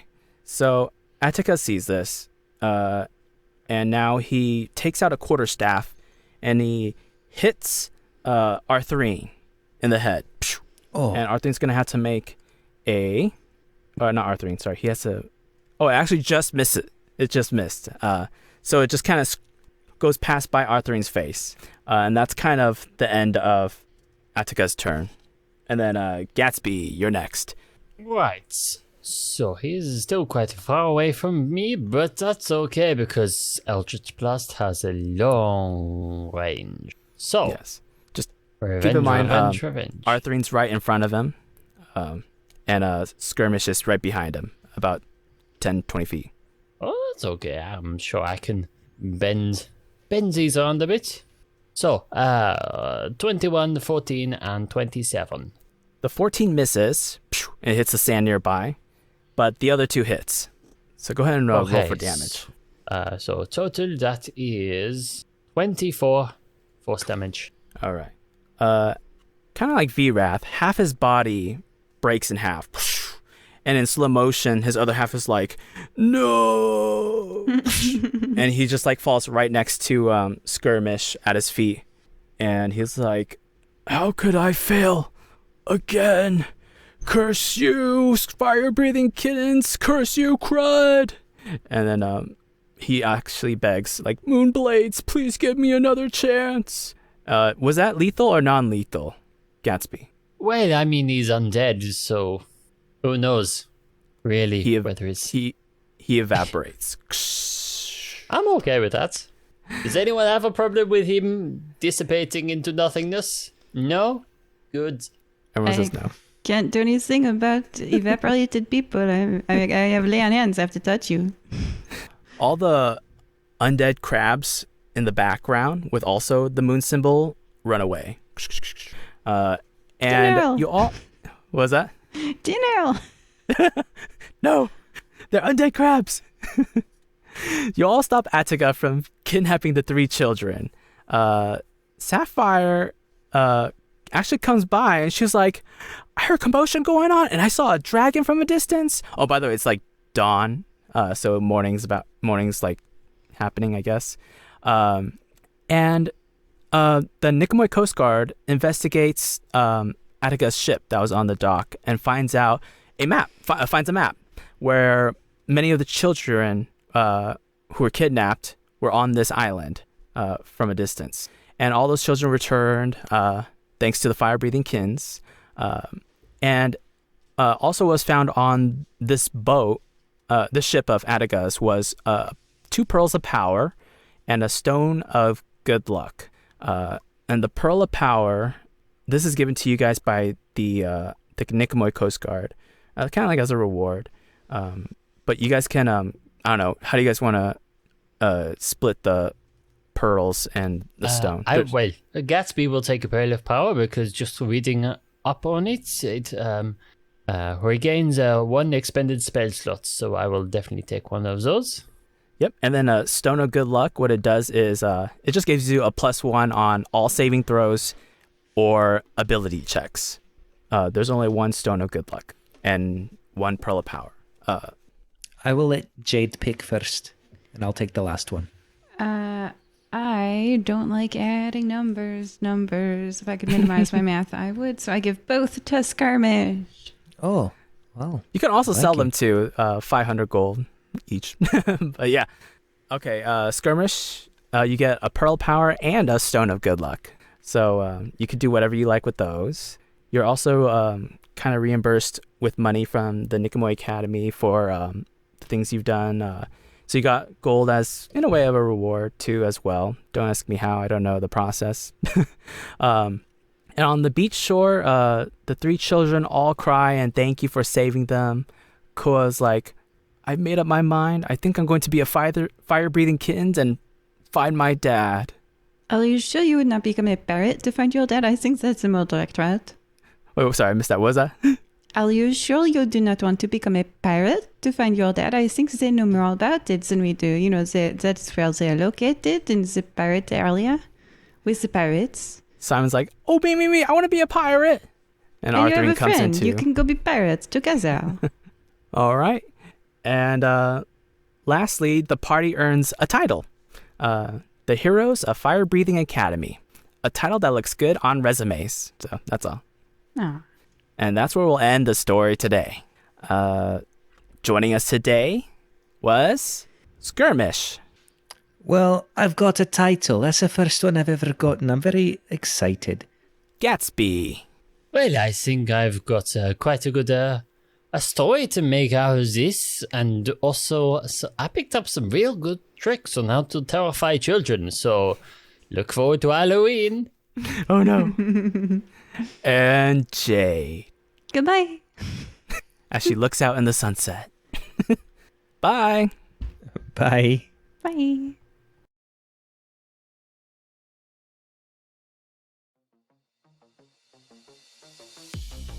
calling all ponderers of the paranormal. Are you interested in off-the-cuff, in-depth conversations about all things paranormal, strange, and mysterious? With a healthy side of levity. Plus, guest interviews with your favorite names in the paranormal field. Then, the Paranormally Zone is the podcast you have been looking for. Join your hosts, Patrick Koffenberg And Michael Carbino, the paranormal poster boy. as we cover topics in the realm of the weird. Listen to the Paranormally Zone today. Wherever your favorite podcasts are found.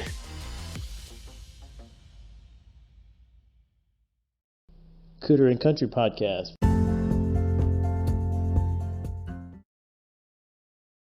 Keep listening to the other channels, Art and Heart, and the Yeti Radio. You already know on silviadosantos.net/podcast. You'll find the other channels, Art and Heart, the Yeti Radio. But tonight, let's start the new one, Vox Papilio. Enough said. So, I'm Silvia Dos Santos. Yeah, you already know. And kids, grown-ups, enjoy.